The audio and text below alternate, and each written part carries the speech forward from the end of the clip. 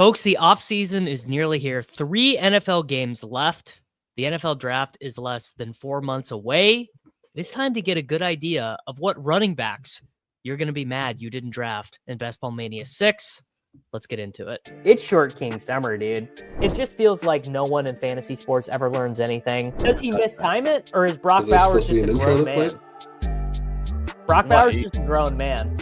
Dare I say, Rich, football might be back. In the words of Lane Johnson, this offense looks constipated. It's Short King Summer. All right, Pat, we're here. The conference championships are set. I've already proposed a couple dynasty trades today. I'm baby. I'm getting a pretty good feel for this class. I mean, obviously the combine is going to be like a huge information discovery. I think particularly weirdly, you normally see this more at running back, but I feel like the combine is going to be massive for wide receiver. Like there's going to be some guy who runs, this year's. I know who the guy is, by the way. I'm pretty sure. Hit me. Matthew Golden. Oh, that I think sadly people are already woke to Matthew. You think they're already woke? I think one, I was thinking they might not be woke right away. He was, if you've ever played college fantasy, Matthew Golden was awesome before he was at Texas. When he was at Houston, he was like, I mean, I only play college football daily fantasy. I don't play seasonal, but he was awesome at Houston. He had 600 yards and 7 touchdowns as a true freshman at Houston.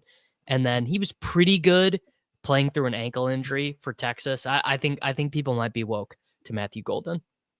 Okay. The draft guys are very woke. They have him like going first round now. Some of them. The official consensus big board mock draft database has him in the second round. But Sack was pulling up his numbers this morning from high school, and he was like jumping insane, like broad.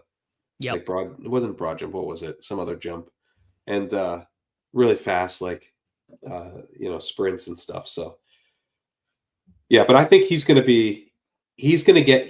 your Lad McConkey, where like the prospect profile has some holes in it, like some pretty. Oh my God, Kerrane, I love that comp. Kerrane, that is where like the production, you can squint and you can see it, but he was hurt, Yeah, he was hurt. And you're gonna, if you just want to be like a hardo, like a stats hardo, you're like, he didn't do it, he didn't break out. But like then you're gonna get the comma, because this was my journey with McConkey, is that I was kind of the stats hardo for a minute, and then when he went to the combine and crushed the combine, I was like, this seems like a dumb hill to die on. Everyone says this guy's an incredible route runner. He's going to go second rounds, and he's really athletic. So he clearly has a high ceiling. I'm just going to draft him, and obviously, I'm glad I did. The Golden thing feels a little similar. I don't think I'm even going to bother being a hardo to start. I'm just gonna get on board. And his teammate, and Isaiah Bond. Bond, I might be a hardo on. Bond seems like a very low floor guy.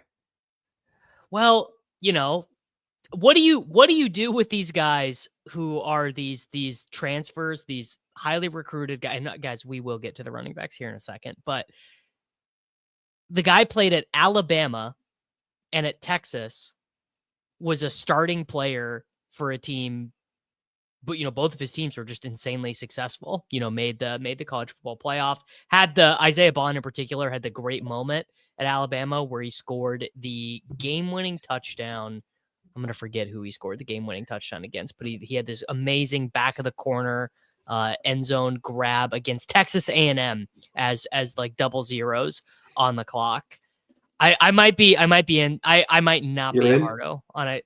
It's January 20th. I got plenty of time left to make up my. Well, I actually don't have that much time to make up my mind. You don't have that much time, dude. Big board's going to be out in 9 days, I think, probably. Yeah. Yeah. So I guess I'll say right now I'm closer to being in on Bond, because the other thing is pedigree the same way I do. Remember we did this with Pickens. Pickens was a very you can get what you want out of Pickens's profile. I don't think Bond's very Pickensy though, because not in play style or anything like that. But Alabama, Texas, had big games in the college football playoff, had big games in these big SEC games. Maybe, you know what, I bet this is a cross-positional comp, but remember how just no one wanted Brian Robinson Jr., and it was just so obvious Brian Robinson Jr. was going to be a starting running back in the NFL? I think it's kind of like that. Okay, I could see that. What didn't he kind of lose playing time down the stretch at Texas? Am I wrong about that? Yeah, to Matthew Golden. Well, that seems bad.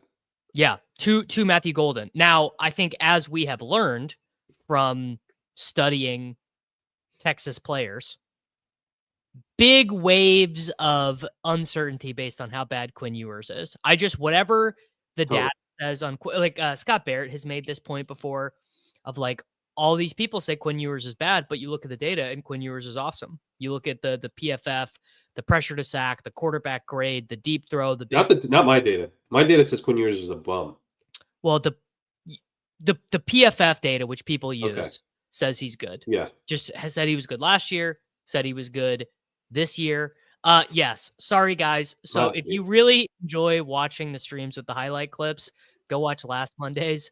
Can't do that anymore. A 3-hour stream got demonetized because we showed all the highlights, which was fine to do. And I think I will maybe do some members only streams where it doesn't matter if it's monetized and we pull the highlight videos up, but there are not going to be any videos on the program today. So sorry about that, folks. But I mean, just the wide receiver distribution of targets at Texas this year, they had 8 different players record between 20 and 60 receptions, and 6 players record between 23 and 44 receptions. Like, part of that obviously is injuries and like coaches not knowing who's good or bad or whatever. But also part of that is just like Quinn Ewers is just a paint by numbers guy. If I put in my quarterback model, if I put him as the number 1 pick overall, it says he's a 3rd round rookie pick. Quinn Ewers. Sure. I mean, look, if he was a 1st round pick. No, the number 1 overall. No, I'm just saying, okay, if he was the number 1 overall pick, I would be plugging my nose and Justin Herberting him. I would too, because like I just drafted draft capital, but I'm just saying, like, statistically, it's not just your eyes. I agree. I think he's bad. I think Quinn Ewers is pretty bad. So I'm more in the camp of giving all these dudes a pass. Every single one of them.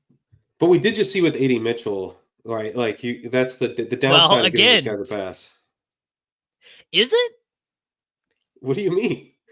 AD Mitchell led the. I actually don't know if this is still true. I'd have to pull up the data suite. But for a while, he was leading the NFL in yards, targets per route run, and in separation. He probably isn't after the end of the year because things just got so bad for the passing offense.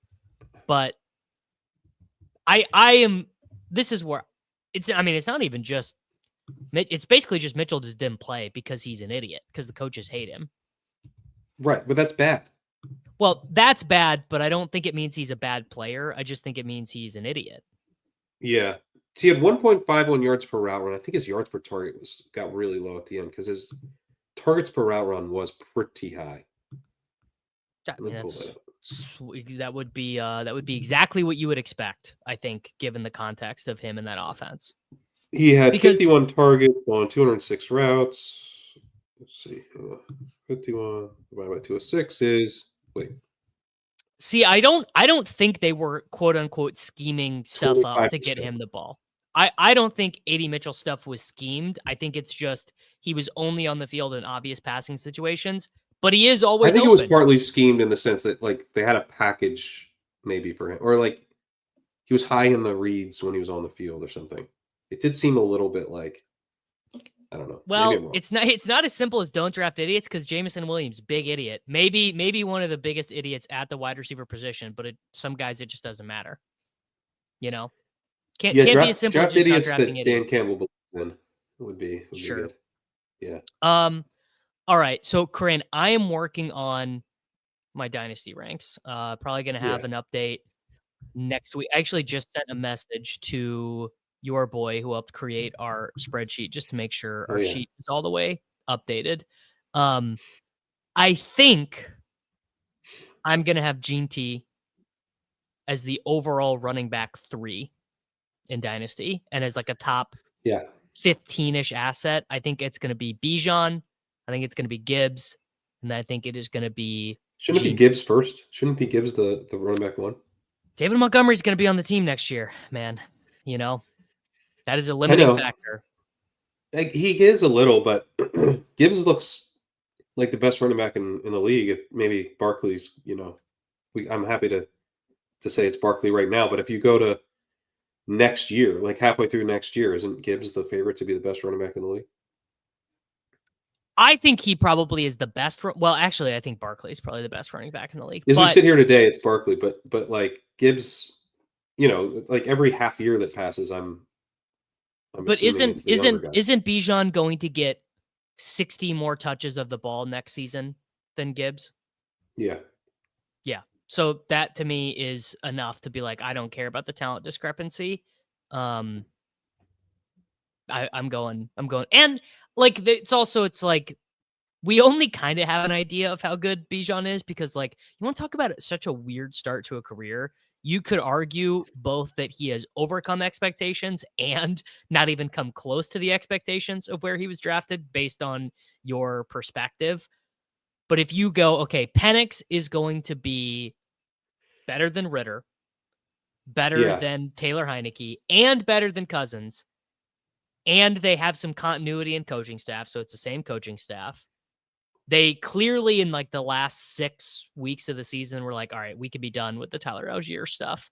Tyler Allgeier can be, basically he can be Kenneth Gainwell. He can come in when Bijan is tired, but there's no reason to have him out as like a package player, right? Which was that really was how he was used, even through like the first 10 games of this season. And then they stopped doing that stuff.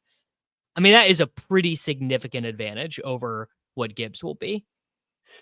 So miles ahead, can you pull up this comment? 2025 is the year Bijan turns in his first running back 1 overall season. I think that's going to be how basically everyone sees it and how it's drafted, right? He's going to go very high in best ball, one of the first few picks. But a lot of the reason that we're thinking that he's going to do that is based on volume projection, and he's been good. So he's been good. But there's kind of this pedigree element that's like, why do we think he can be amazing? It's because of that pedigree. It's because of it's more what he did in college and what he's done in the pros is why we think he can be running back 1 overall, plus the volume. Well, again, I think the final 6 games for Bijan sure were a beginning of that. I do. He flashed it. You're right. Quick, Jack, I was wrong in the sense of saying Washington wasn't good and just lucky. I still think they're a relatively talent-barren roster, but they have the most important position. They had the edge in both their games, both their playoff games. Daniels better than Baker and like leagues better than Jared Goff. Like a different stratosphere. Yeah, who had the better quarterback in that game was pretty clear. Just to finish this point, all I'm saying with just Bijan and Gibbs, when you think about long-term, not even long-term, but like two years from now, I think we're liable to feel a lot more disappointed with Bijan the player than Gibbs the player. Bijan's the one who we're anointing as it's all here for you. There's no excuses. It's time to do it. It's time to produce. It's time to be the RB1. If he doesn't hit that, we're going to be disappointed. Gibbs, we're not going to anoint that way. We're going to go, you're talented enough to be really strong, but there's going to be a built-in excuse of Montgomery that may go away the following year, that Montgomery may be gone in 2026. And so then he's like, from an anointing perspective, we're probably going to we're going to say to Gibbs, it's time to be the running back 1 overall, more likely in 2026 than 2025. So that's kind of where I'm like, I kind of get to have my cake and eat it too with Gibbs. Like, he might be good enough to be the running back 1 overall, even with Monty there. And if he's not, I don't think people are going to be like mad at him. So from a perspective of like trying to keep the trade value locked into the player while he's producing, I think Gibbs is a little safer that way. I disagree because just like put up or shut up. People never. I think the exact opposite of this with you. People stick to their priors way too hard. Like Yeah. Rotopat, who we've been doing these Friday previews with, great example of this. He's like, oh man, I really don't want to cut De'Ami Brown because he was like a slightly interesting prospect at the University of North Carolina. People just hold on to that, maybe even rightly so. They hold on to that. But think about like Brees Hall. Like what's his? He lost value this year in Dynasty. He lost a lot of value this year. Did he have a terrible year? No, but it wasn't what we wanted, right? True. Jonathan Taylor's lost a ton of value over the last few years because he used to be seen as like he's going to be putting up running back one seasons, and now it's just like he's good. That's not good enough to get drafted as the running back one in Dynasty. You got to be the running back one. Yeah. Chris beat Peter Overzet yesterday in the Hail Mary on Underdog by 2 points. Chris finished first. Pete finished second. Well, congrats, Chris. No, Chris, mega congrats, because I don't know if I psychologically could have handled Pete winning again. So shout out. Pete's just been on an all-time heater. All time. Anyway, the point of this was to discuss where Jeanty lays in.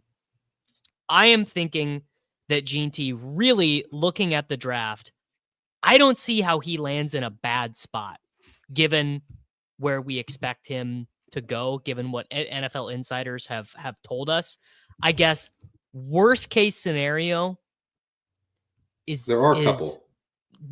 I guess New Orleans would be a big landmine. Carolina, just they could not possibly, right? They couldn't. They could. They got the young quarterback. They want to be a run-heavy team. Man, okay, Carolina would be immediate. Like, I'm concerned. Yeah. But Chicago, I think, is a win. Chicago's a big win. Dallas, I say what you want about Dallas. I think it's a huge win. Huge win. Arizona, Miami might do it. That's a loss. Maybe, you know what? Is it though? Because Miami runs so much, and maybe they just say, A-Chain, we tried it. I know. You were terrible. Lose 15 pounds again. You'll get your 8 touches a game, and Jeanty is going to handle the busy work. Jeanty is a Bijan Robinson level prospect, and there is this like, he's the one who knocks. So that's the right. Yeah.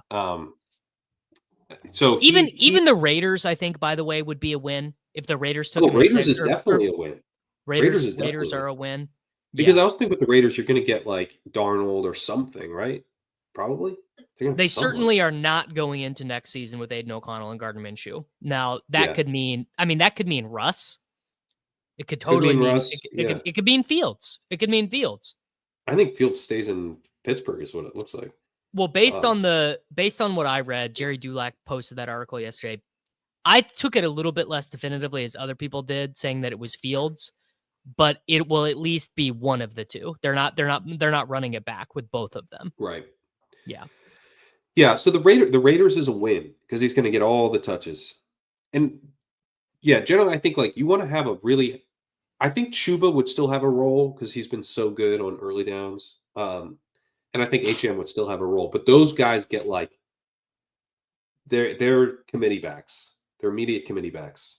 Let me tell you the biggest win. Steelers would be good, but they are going to retain Warren, so you're going to lose some passing down stuff there. A little. He would ice Warren. He's icing so many backs. Oh, I'm not saying he wouldn't ice him, but like Warren is like Justice Hill basically to him, where it's like just enough that it's a little annoying. Let me tell you the biggest win, and I'm so prepared to go to war with nerds about this. By the way, whenever a good team takes Jeanty in the first round, why wouldn't the Cincinnati Bengals just say, you know what, let's just take him? That would be such a bad pick for them. It would be a terrible pick for them, but it would be an awesome pick for us. And he would ice Chase Brown. He would. Sure. It pains me as like close. Literally the foremost Chase Brown guy. The Chase Brown experience, guys. Chase Brown is going to be replaced so fast by the Cincinnati Bengals in this draft. I put the Bengals to take one running back in the top 100 picks. I would handicap that at like minus 200, and that guy's probably going to be better than Chase Brown. Just calling it like it is. This is a pretty persistent rumor, is that Denver wants him. The front office. I think maybe Sean Payton is a little bit less enthused about it. Well, they're going to have to trade up. I don't think he's there at 20. Oh, no, he will not be there at 20, but they have extra picks from something. I don't remember what the transaction is that got them extra picks, but now that they're done out of their Russell Wilson obligations, 49ers in the chat. That is a very realistic one. It's very realistic. That's the way Shanahan would play it. I think you got McCaffrey kind of aging out. They're going to have to probably commit to Purdy. You better have a good running back. You better have the elite weapons, right? Like, why not take Jeanty and lock in this formula that they clearly want? Obviously, that would suck for us because he wouldn't ice McCaffrey, but they would form a committee. They'd form a committee. And McCaffrey, I mean, like, he's got to be a dog to play 17 games, right? Yeah.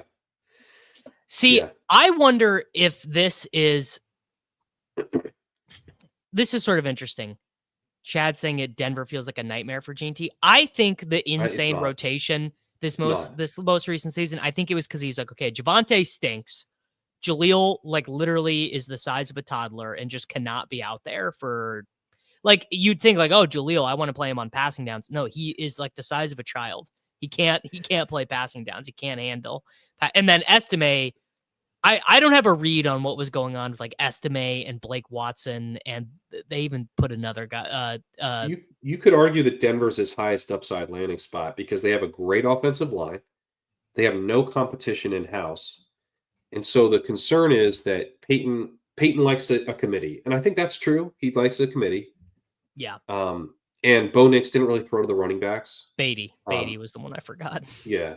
Bo Nix is kind of he didn't throw to the running backs at all. It's kind of annoying. But here's the thing. Very bizarre. Well, he scrambles and stuff. He likes to go downfield and he scrambles. So, but they were using Marvin Mims out of the backfield on some design stuff. You'd imagine that goes to Jeanty. I think that'll stay, actually. Really? Oh God. I think he was good at it. He's like the only they're not going to reinvent their wide receiver room in one offseason. You know, Jeanty can't ice Marvin Mims. We might have a problem. Well, it's like, I think in today's NFL, you have to think about touches in a different way. Like a Marvin Mims backfield touch was never coming out of Jeanty's pie anyway.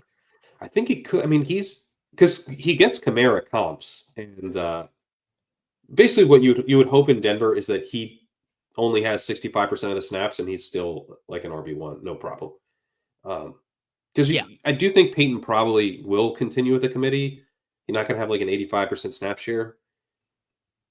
But I think a lot of what we saw the last couple years with their backfield is just related to the talent. And you have to be careful with these high upside prospects, assuming that the coaches or the quarterbacks are going to dictate their usage. A really famous one is Christian McCaffrey, because Cam Newton didn't throw to the running back, guys. Cam Newton doesn't throw to the running back. You do have to be very careful about that with guys who are like special, who are offensive. Cam Newton threw to Christian McCaffrey a lot because he's Christian McCaffrey. That's the way this works a lot of the time. When the special guys come in, they dictate their own usage. So I would just be a little careful with like, Sean Payton runs a committee. It's low floor. Like, it's not really. He's behind a great offensive line and he's an awesome prospect. The Ravens are not going to take him. The Ravens have no wide receivers. Well, they also pick at 27.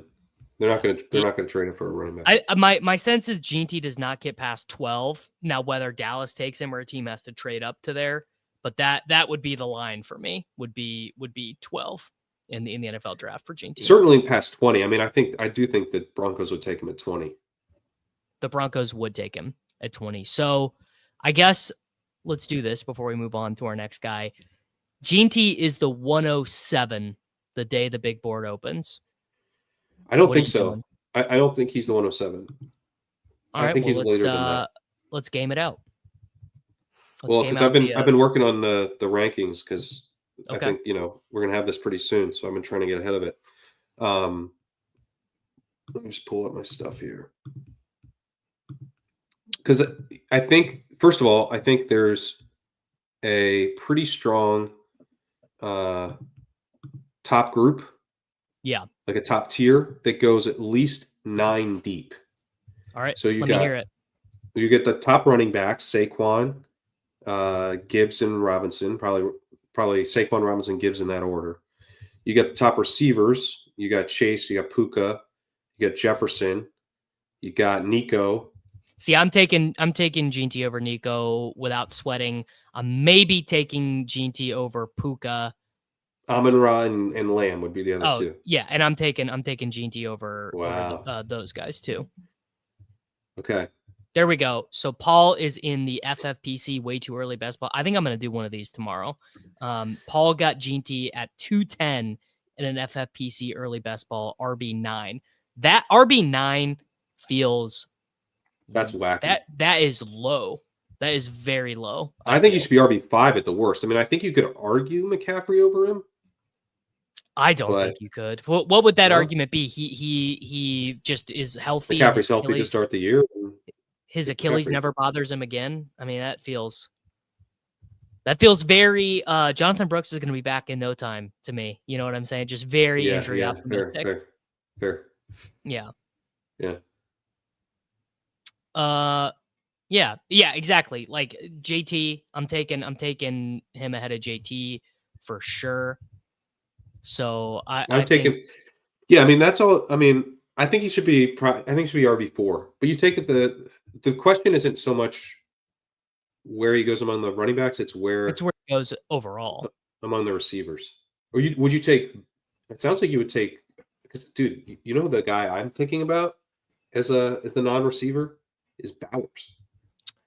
FFPC, I would probably take Bowers, but yeah, I'm taking Jeanty over Bowers. Dude, look, man.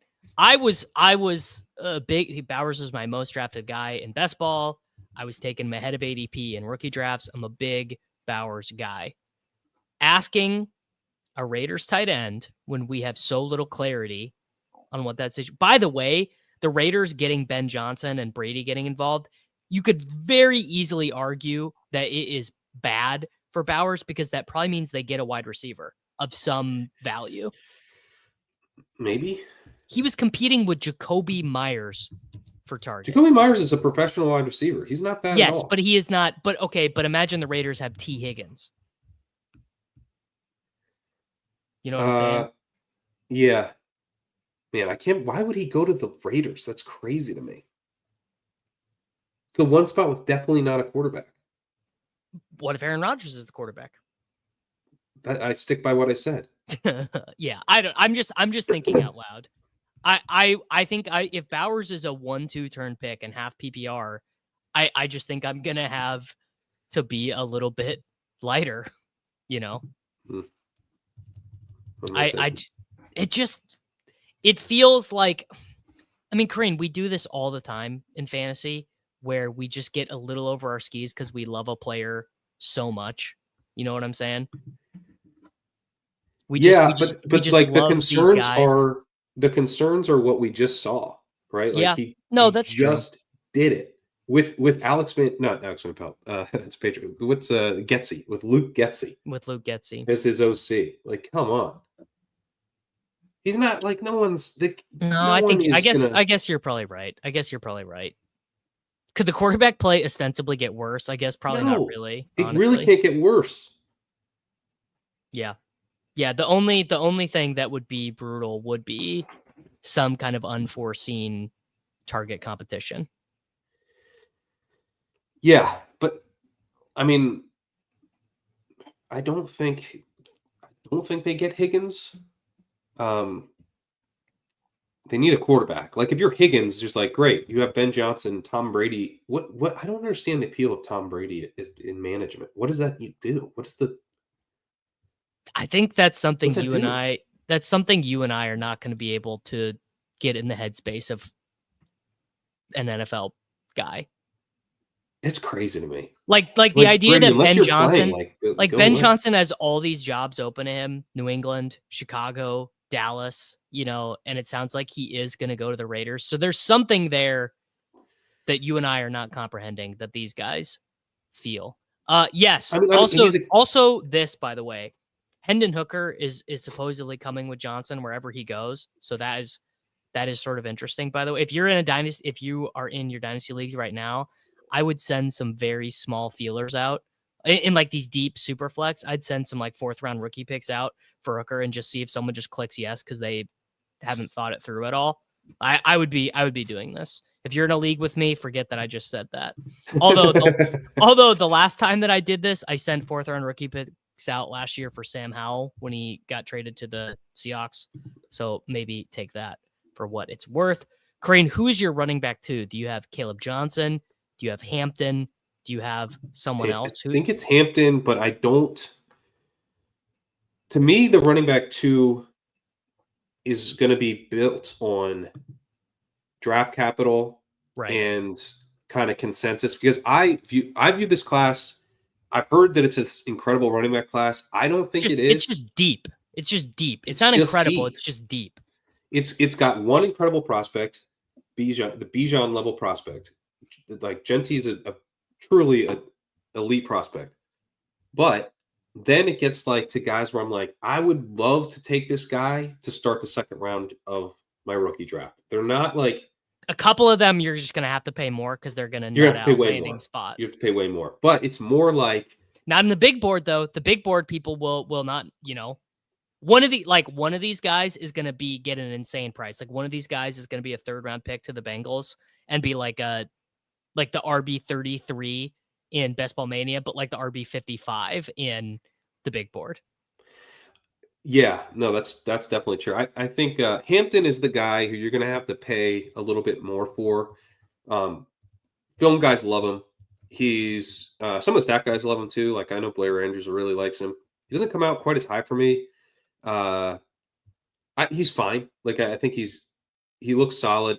The other thing with Hampton that I do like, he just looks like a powerful. He's a powerful runner. I think he's going to have an NFL role right out of the gate. He's not like we're not going to have to hope that a coaching staff like knows how to use him the right way or something. Like That's such a good point, man. He's an NFL running back.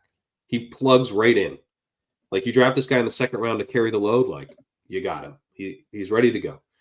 So from that perspective, like I'm not really interested in fading Hampton. Again, I'm probably going to be lower on him, like from my statistical view of him relative to like the hype.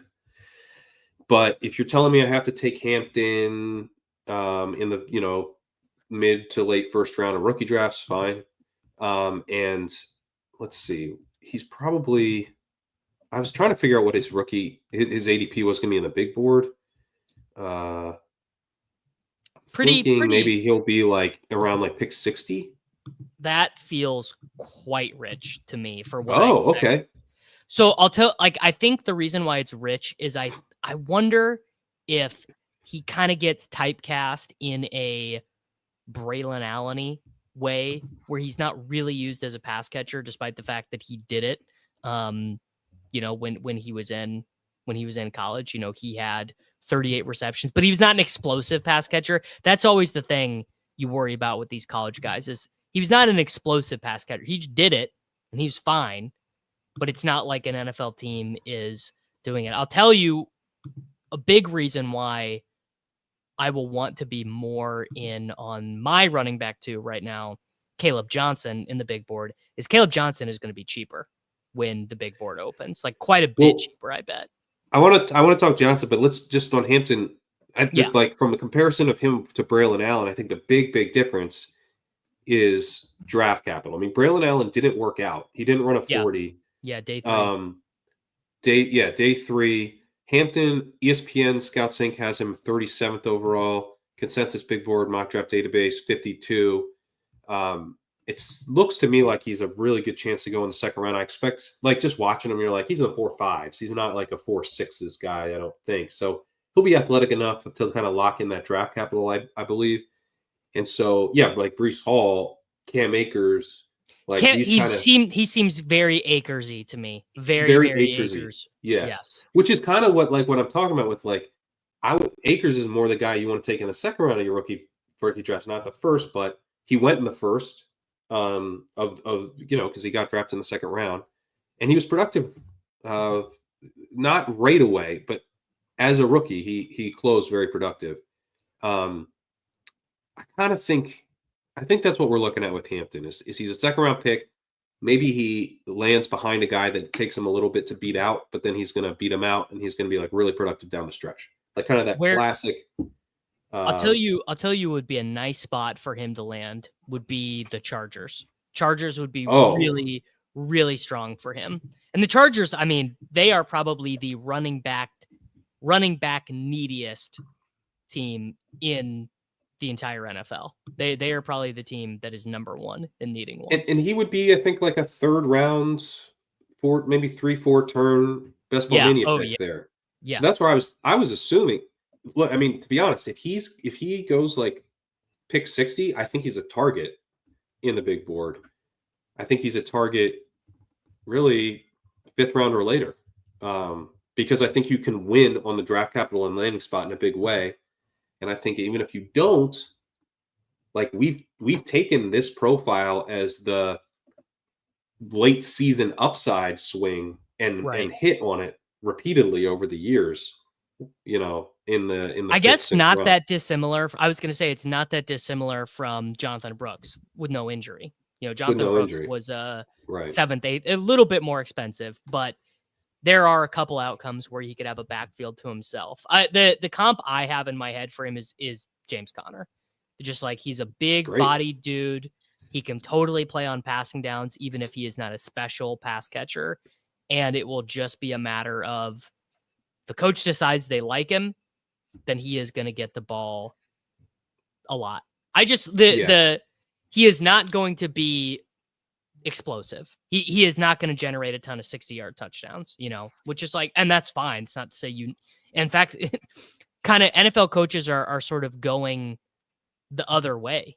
You know, it's all about body blows right now. Like just punish the defense for getting smaller, punish the defense for using nickel as their base personnel, punish linebackers for being smaller. You know, it's a big thing. Gretsch wrote about this in Sealing Signals the other day. Linebackers are getting smaller.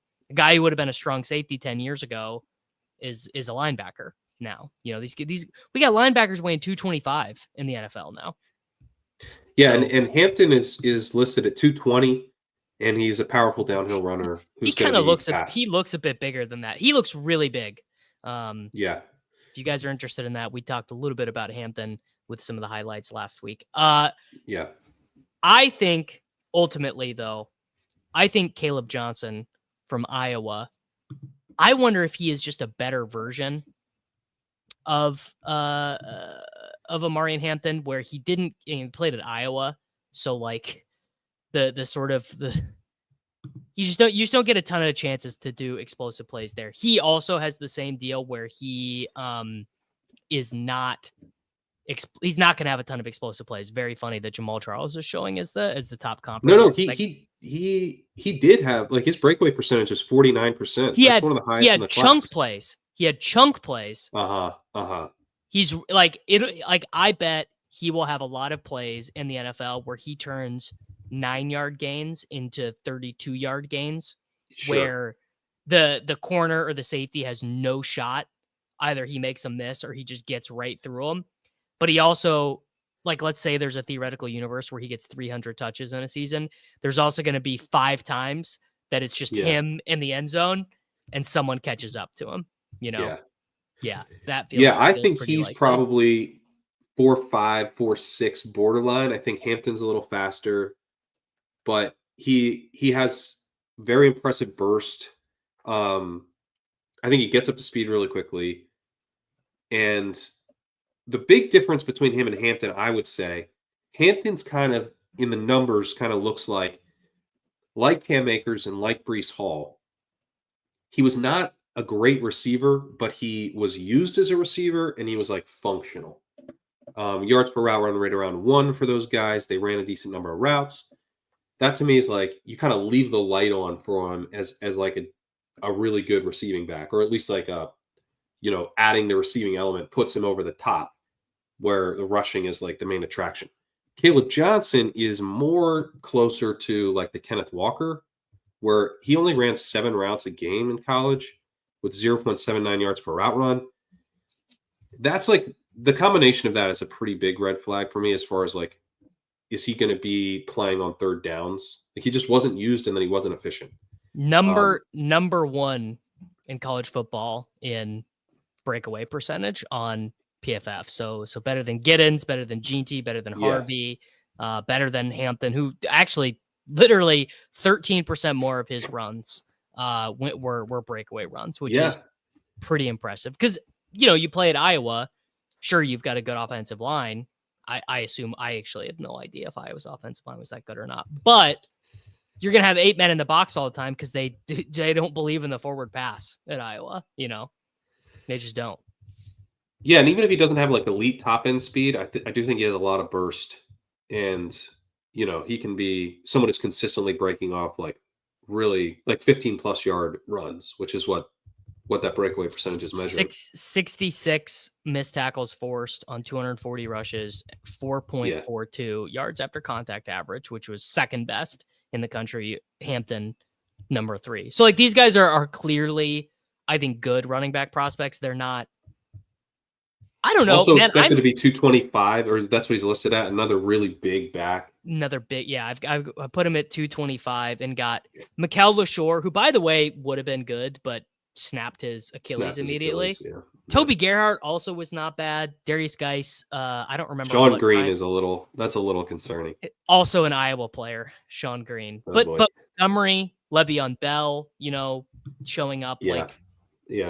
These are.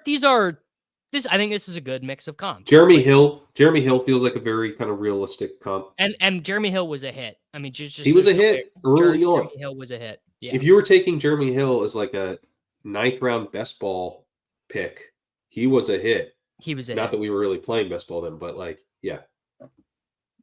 But where do you think he goes in the draft? So that is Third round, second round? It gets a little bit trickier because I think his profile is dinged by, there are just so many options. Like if you look at this class, it's like, oh, I need this in my backfield. Well, maybe Kaleb Johnson would be a bad fit on the Kansas City Chiefs. They just wouldn't have anything to do with him. He'd be a bad fit as Jonathan Taylor's backup. Like the Colts would rather have a more pace and space style guy if they were going to spend. I hate to tell you, Davis, but I think the Chiefs would know exactly what to do with Kaleb Johnson. He might even become the focal point of their attack. Fuck, you're right. That's old Chiefs. He's actually a great fit Chiefs. I take it back. He's a great Chief. He's actually a great. He is Kareem Hunt, but 22 instead of 30. Yeah, he's their lead back tomorrow. So there you go. Okay, you're right. So Chiefs may be a good landing spot. You know who might take another double dip, Kerrane? The Packers. They tried Marshawn Lloyd, and they're like, look, dude, sorry, but this is just not working out for us. We need more in the ground game.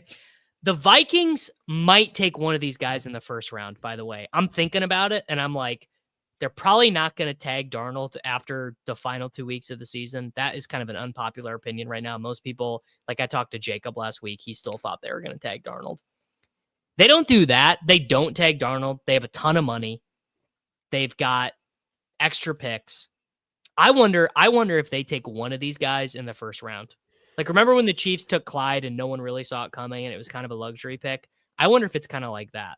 I think the issue that you have with any kind of analytically minded front office is that it's a really deep edge class.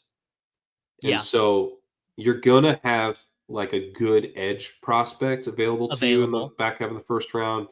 And I think that makes it less likely that any of these teams... Maybe they trade back then. Maybe they trade back. Yeah, maybe. But that's where it's not like the best overall draft class, but it's really deep at edge. And I think like deep enough where even at like 24, there should be someone that they like there. Yes. Yeah. By the way, to the Packers point, like, if you're kind of, newer to the dynasty stuff, like the teams that drafted running backs, it's almost always a dagger. Like it's just so rarely like, hey, who doesn't have a running back and could desperately use one? Like last year, Dallas, like, oh, surely they'll take one of the guys and we'll be excited about them. Like, no, they just don't take a running back. And, then a team that doesn't need a running back at all, like the Packers, will just take a guy in the second round. The Jets, Breece Hall, take two guys we liked. Two guys we like, yeah. And they'll do it again. They're going to do it again. Get ready for Skattebo to be a Jet. Yeah. So this is a slight misnomer about how people think about pass catching or blocking backs. You think, oh, I want my pass catching back to be really fast. I want him to be like agile and quick. It's kind of not the way it works anymore. You see a lot of the times these teams use their pass catching backs. It's a big guy. Big Dare, right? The Chiefs use Pirine on third downs. I mean, I guarantee you put Pirine on a scale. I bet my bottom dollar he weighs more than Hunt and Pacheco. Bet my last dollar. He came in at 230. Like he was at the combine, I believe. He was like 230. He's a big dude.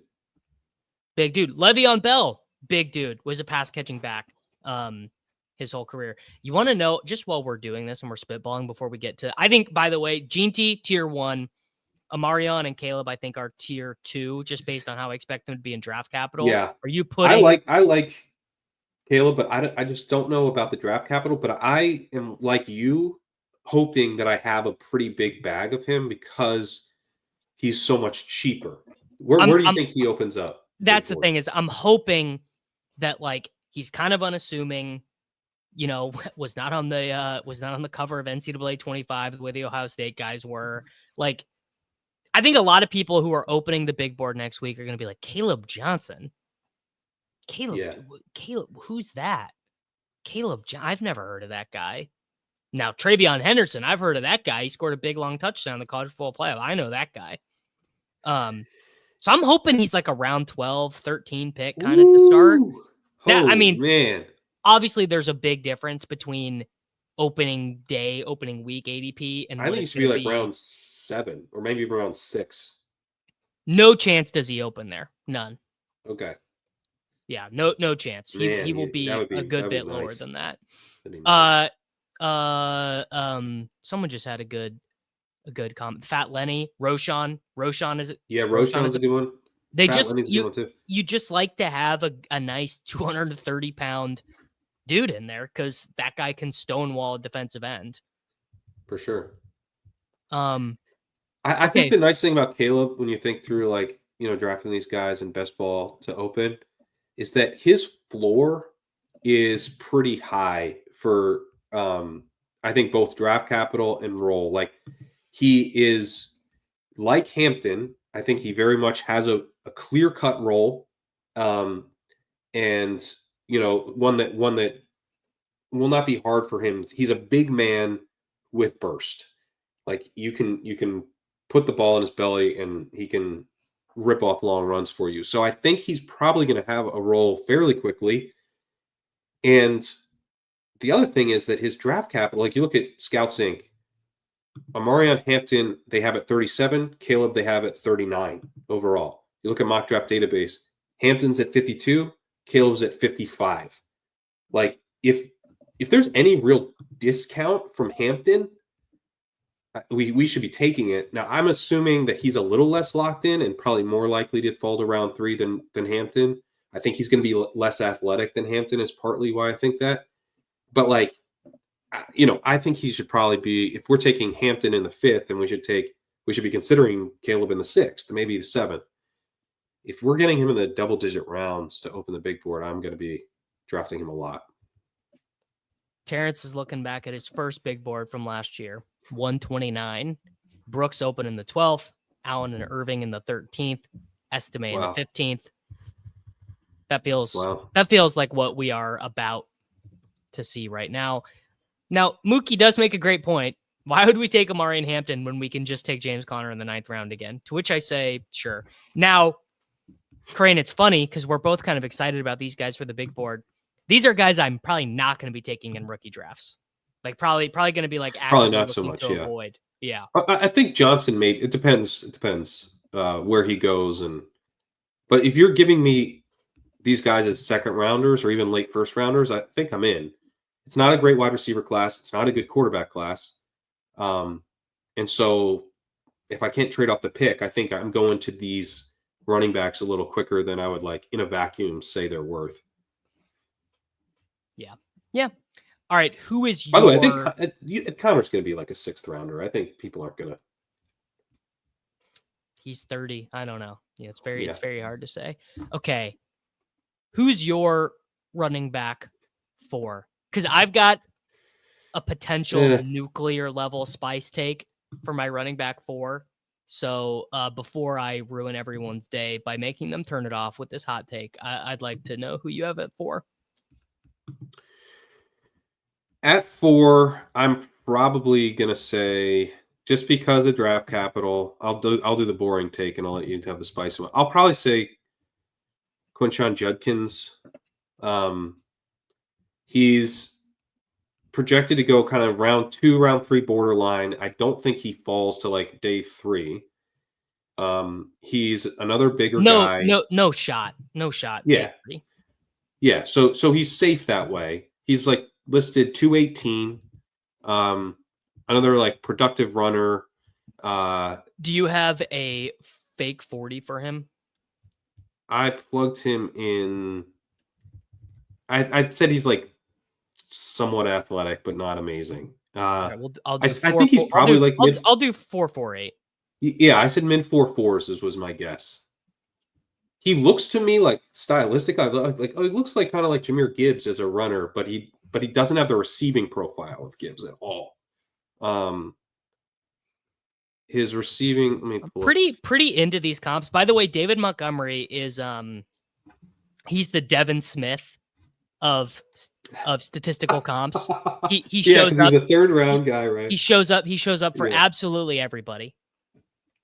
Terrence thinks Judkins the slowest of all of them. That's interesting. All right, let's run at 4.58. I mean, if you are a running back who takes your job seriously and you show up to the combine and you run and you put he just shouldn't run. If he can't beat that. Although I did see I want to say I read a great piece. I didn't read the piece. I saw a great tweet yesterday that was about a piece where basically for these guys who are making these deep national championship runs, for the Ohio State guys, the Texas guys, the Notre Dame guys, Penn State guys, their prep is all fucked up. Yeah. These guys, some of these guys, I mean, Jeanty played in the college football playoffs and he's had 2 weeks off compared to these guys. The guys who skip their bowl game, they got 4 months to prep for the combine, basically 3 months compared to Judkins is going to have what, 5 weeks? 5 weeks of and he probably needs a week to rest. Yeah. So maybe he I bet he just doesn't run. But if Terrence is right and he's doing his personal drills and he just is putting up 4, I bet he just says, I'm out. I'm not doing it. I'm looking. Let me pull up his comps and my stuff. By the way, Caleb Johnson's comps are kind of fun for me. Right now, with some placeholder stuff plugged in, they are Kendre Miller, Deontay Foreman, Kenneth Walker, Darius Geis. And then Quinshon Judkins, Kenneth Walker, Cam Akers, Zach Charbonnet, and Kendre Miller. So pretty similar comps. And honestly, I think these guys are like him, Hampton, and Johnson are similar, I think. I like when I kind of then watch them, I like Hampton best, Johnson second, and Judkins the third most. But they're like pretty similar. They're like kind of more 2-down guy. They're like productive 2-down guys. Judkins' hair. It's an extra bit for me. Oh yeah. Extra. Have you seen his hair? I don't think so. He has dreads. He has multicolored dreads. Okay. He has one side of his hair is dyed like a blonde color, and then one side is his natural color. Pretty cool.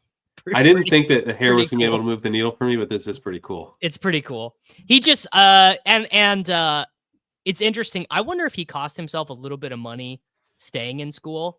Like probably not based on how running backs pay, but he was certainly much better his final season at Ole Miss, like a much harder environment, caught more passes, basically gave up all the passing down work to Treyveon. Although I'm sure he got paid multiple millions to go play at Ohio State last year. So it probably was the correct decision for him. I doubt he regrets it. To stay. Yeah, I doubt. And you know, He gets still to play probably for goes national. second round, I think, right?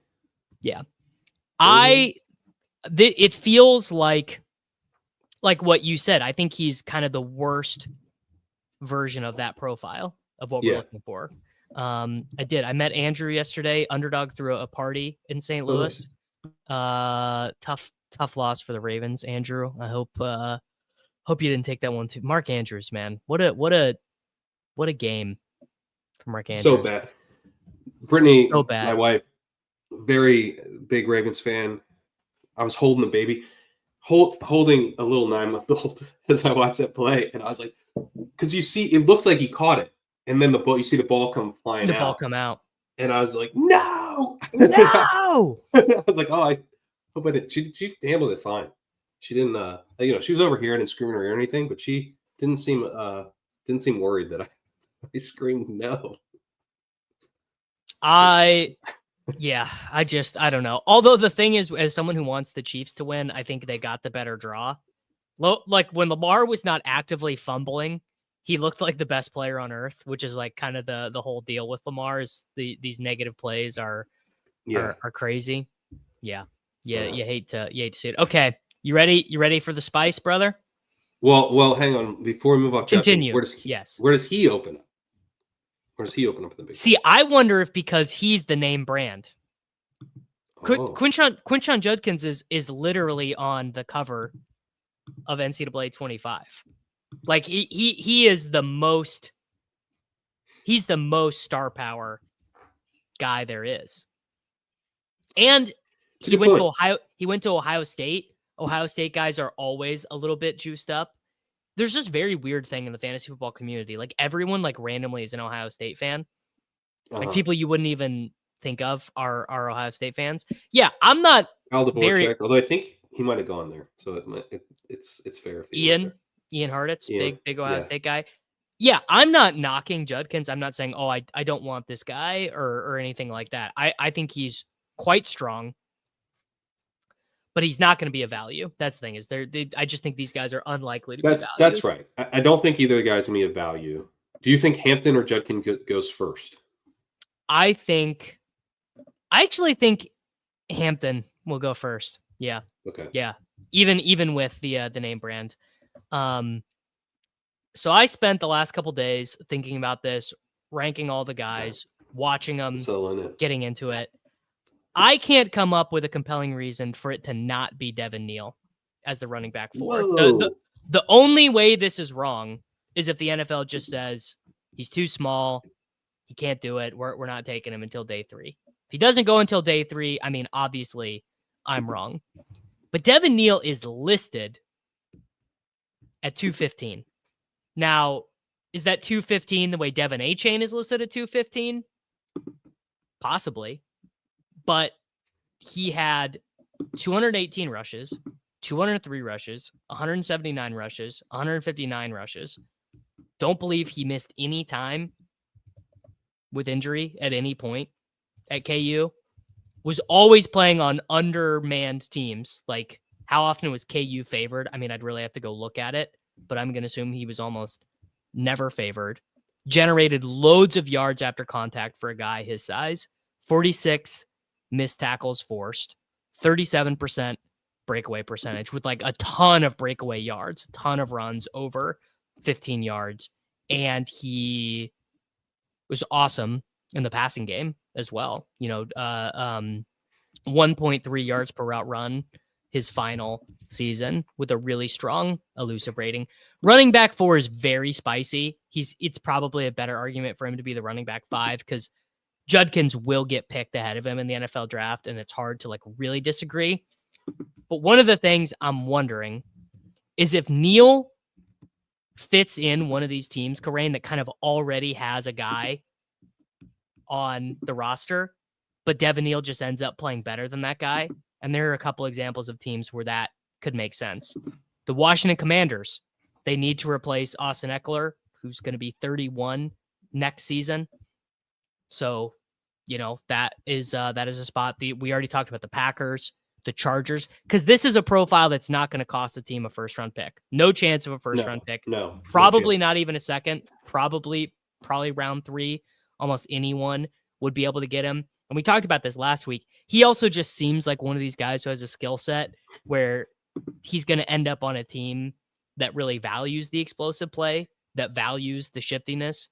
So, I mean, we talk about Buffalo, Cincinnati, Kansas City, Baltimore, like there are a lot of teams that could use a guy like this in their offense. McNova has Kansas favored 6 of 12 this year, 8 of 13 last year. Okay. That's honestly a little bit better than I expected. Yeah, I think Devin Neal is going to be an awesome NFL player. And the day the big board opens, I wonder if he's even a round 20 pick the day the big board opens, actually, just like straight up like going undrafted. Wow. So this, I think, probably helps explain like what I think of the running back class to some extent. Like Devin Neal, I have as kind of a 3rd round rookie pick type. Yep. Yeah. Because I expect him to be a 3rd round pick in the NFL draft, and maybe not even that. He could fall to like the 4th. He's 98. Okay, if he falls to day 3, I'm just like way wrong, and I will be way lower. But so it's a little bit of a leap of faith. It is a leap of faith. Yeah, he's listed 98th on the consensus big board. The things about Devin Neal, first of all, let me just finish that point there, is that yes, he's a 3rd round rookie pick for me right now. But were he to be the 55th pick overall, he'd be right there with Hampton, Judkins, and Caleb Johnson for me. So it's really about this. This is a deep running back class. After Jeanty, I don't think there's anyone who's like jumping off the page. It's more about like trying to figure out where the NFL likes these guys, who's going to get opportunity out of the gate. If Neal is that guy, if the NFL really likes what they see, then I would like him a lot. I mean, I really don't disagree with your bull take at all. He's more, I think he has more to gain from the combine than some of these other guys. This is the comp, by the way, that it's Bucky. It's Bucky. He's this, Bucky. He goes to a team with an entrenched starter, and then by like week 4, it's like, oh, actually, he's better than J.K. Dobbins. He's better than Kyren Williams. What about so I've been saving this take too. The Rams, what are they doing? For a team that wants to run the ball this much, you've got Blake Corum, who you didn't trust at all, and Kyren, who just like was actively bad all year. Yeah, I mean that's the dream, is that he's plugged into that kind of role, or even that I think he really could be Bucky. It's a very similar type of bet to Bucky, especially I don't think he tests well. He really does not have long speed. You don't think Neal will test well? No, I think he's in the 4.6s. It does not have long speed. I also think he could be smaller than you think. Bucky tested terrible, though, to be fair. Bucky's RAS was awful. Yeah. And so was Kyren's. I think he's that guy. Trevor Sikkema, I believe, said that he was pretty solid in their PFF's in-game athleticism metric. I mean, yeah, look at him, dude. 90.5 run grade. So you would imagine. To me, it's a very similar type of bet to Bucky, but he's a little bigger. And then he was used as a receiver. 15.3 routes per game is pretty good amount of routes to run. Only 0.95 yards per hour, and that's not terrible though. I would kind of categorize him in that kind of Cam Akers-y way of like, if a team, or Kyren-y type of way, if a team just throws him out there all 3 downs, like he's probably capable of handling it. I'm hoping he's like 205 or bigger, maybe 210 or bigger. I don't believe the 215 with him. I don't think he's 215, but he might be 210. So it's really about the NFL. I want to see the NFL give this guy a shot. If they don't, then I think he's going to be one of my favorite picks in like the 150s or later in best ball. Because I think as a 3rd round pick, we should ask for the discount. But if we get a discount, we can take him as like a guy who emerges late in the year, then we should really be taking that chance. There was a comment earlier about JRMY21 asked if it's a worse year to take rookies overall. Yeah. I think no, it's better. Well, it's better if you can get them cheap, and I think it's a much better year for these running backs. Like I think we want to be hunting for this year's Bucky because I actually do think there will be another Bucky this year. Maybe a couple guys who emerge down the stretch and are like really solid starters. I think we want to be hunting for those guys in this class. It's a deep class, especially the big board. We don't know the draft capital, so like a Devin Neal might get more draft capital than expected. And kind of vault a Treyveon Henderson could be a second round pick. Treyveon, if Treyveon Henderson is a second round pick, then he is going to be kind of one of the winners of this because he looks really explosive. A Dylan Sampson could be a second round pick. Yeah, another kind of speed guy. There's a lot of Damian Martinez could get plugged in as like he's 230 pounds, more of a 2-down guy, but there's like a lot of guys who you're like. If you land somewhere where you look like you have a path right away to start, but you land behind an unimpressive runner, like you land behind this year's Rachaad White, where like this guy's been holding down a job, but he's not that good. There are a lot of rookies with pretty strong rushing profiles that could take jobs by the end of the year. Yeah. All right. Who do you want to do next? Well, let's do Henderson. All right. So Henderson, 4-year player, I think very easily could have left last season. Probably would have been a 3rd-ish round pick last season. I don't know. Where do you think he would have been a 3rd round pick last year? It was a very weak class last year. I mean, I guess maybe part of the issue was that in 2023 he kind of had limited rushes. He was in he got banged up and then was kind of in a multi-way split with these other guys, but is definitely more explosive than Judkins. 6.3 yards per carry. Obviously had that crazy long touchdown in the college football playoff game and is like a more natural pass catcher. Actually, kind of forgot that he had 27 catches as a true freshman with 210 total touches. It's kind of weird he didn't declare, honestly. What does your stuff have on Treyveon Henderson? Henderson, I think that the concern with him is that he's like not going to be a workhorse at the next level. But man, I think he's going to crush the combine. I really do. He looks like the type of guy who will crush the combine. Yeah. He might be in the 4.3s. Like he really does have the long speed. In a class where like it seems like there's more guys who kind of have like they get up to speed quickly and they're going to be really good chunk gain runners. He's got burst acceleration and then top speed. I would say like for sure sub 4.5, has a chance to be in the 4.3s. He looks a little like Darren McFadden to me, where he can like bend runs at like really high speed. This is a profile that if you're familiar with my underdog username of Daily Rojo, you may know I'm a bit of a sucker for the slightly undersized. He's 207. He's kind of a speed back. He's not like someone who you expect to get like remember Bryce Love, brother.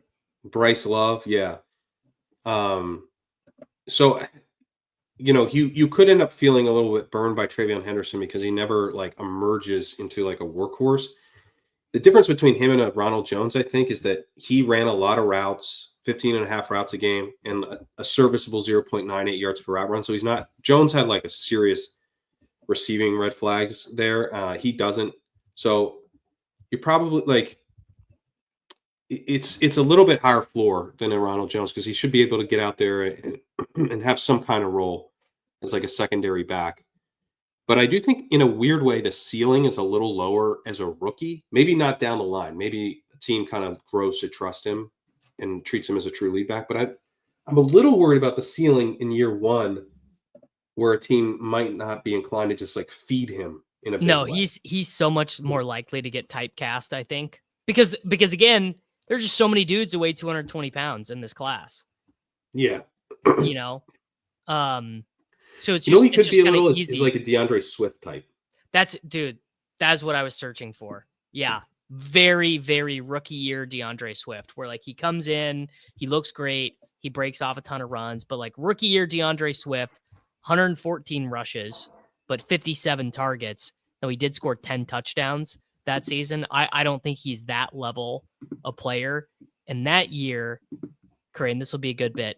Can you remember the guy who split touches with rookie year DeAndre Swift? Can you pull this? Kerryon Johnson? Not Kerryon. Kerryon Johnson was on that team. He got 52 rushes and 26 targets. Okay, give me at the time, he was far and away the oldest running back in the NFL. Like if this guy came back and played at this age right now, he would also Adrian Peterson? Adrian Peterson. Oh my God. Adrian Peterson for the 2020 Lions, 156 rushes and 18 targets with 7 touchdowns. That is the Treyveon Henderson, is that he's with Najee. And you're like, oh, he's gonna dust Najee. He's gonna dust so much Najee. Better than Najee. And then Najee just like eats 150 carries in the most inefficient way possible. Yeah. I like this Ben Tate comp because Ben Tate, if you've been playing fantasy football for a long time, you know that Ben Tate was kind of the original Tony Pollard, the insanely talented backup who would smash anytime he got the ball or anytime he got a start for whatever reason. By the way, Tony Pollard, another pretty good comp for Henderson. Pollard was a bit thicker. Pollard was 215. Okay. Henderson's listed 207. 8 pounds, brother. That's 8 pounds, yeah. It's not nothing. Henderson probably is the one of all the guys we've talked about, the one I'm least likely to be taking early on in the big board. Expect him to be a little bit overpriced. Where are you interested in him? I mean, we just talked about this role. It's like, I think he's very protected draft capital wise.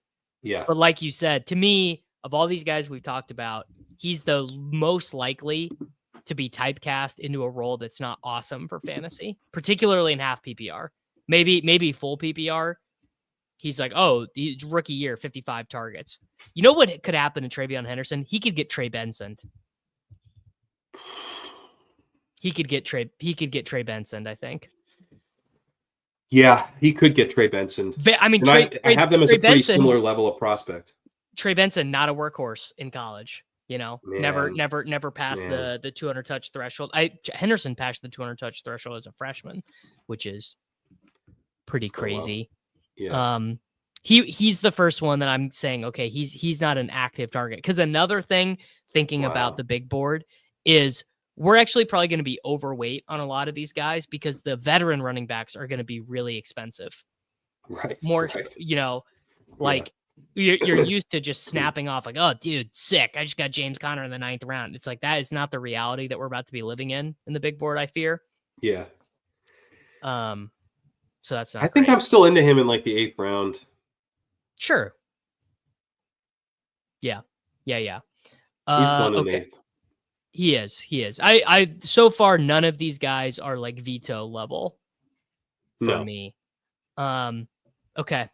Who do you want to do next? I think we should talk about probably the most fun running back in the class, Cameron Skattebo.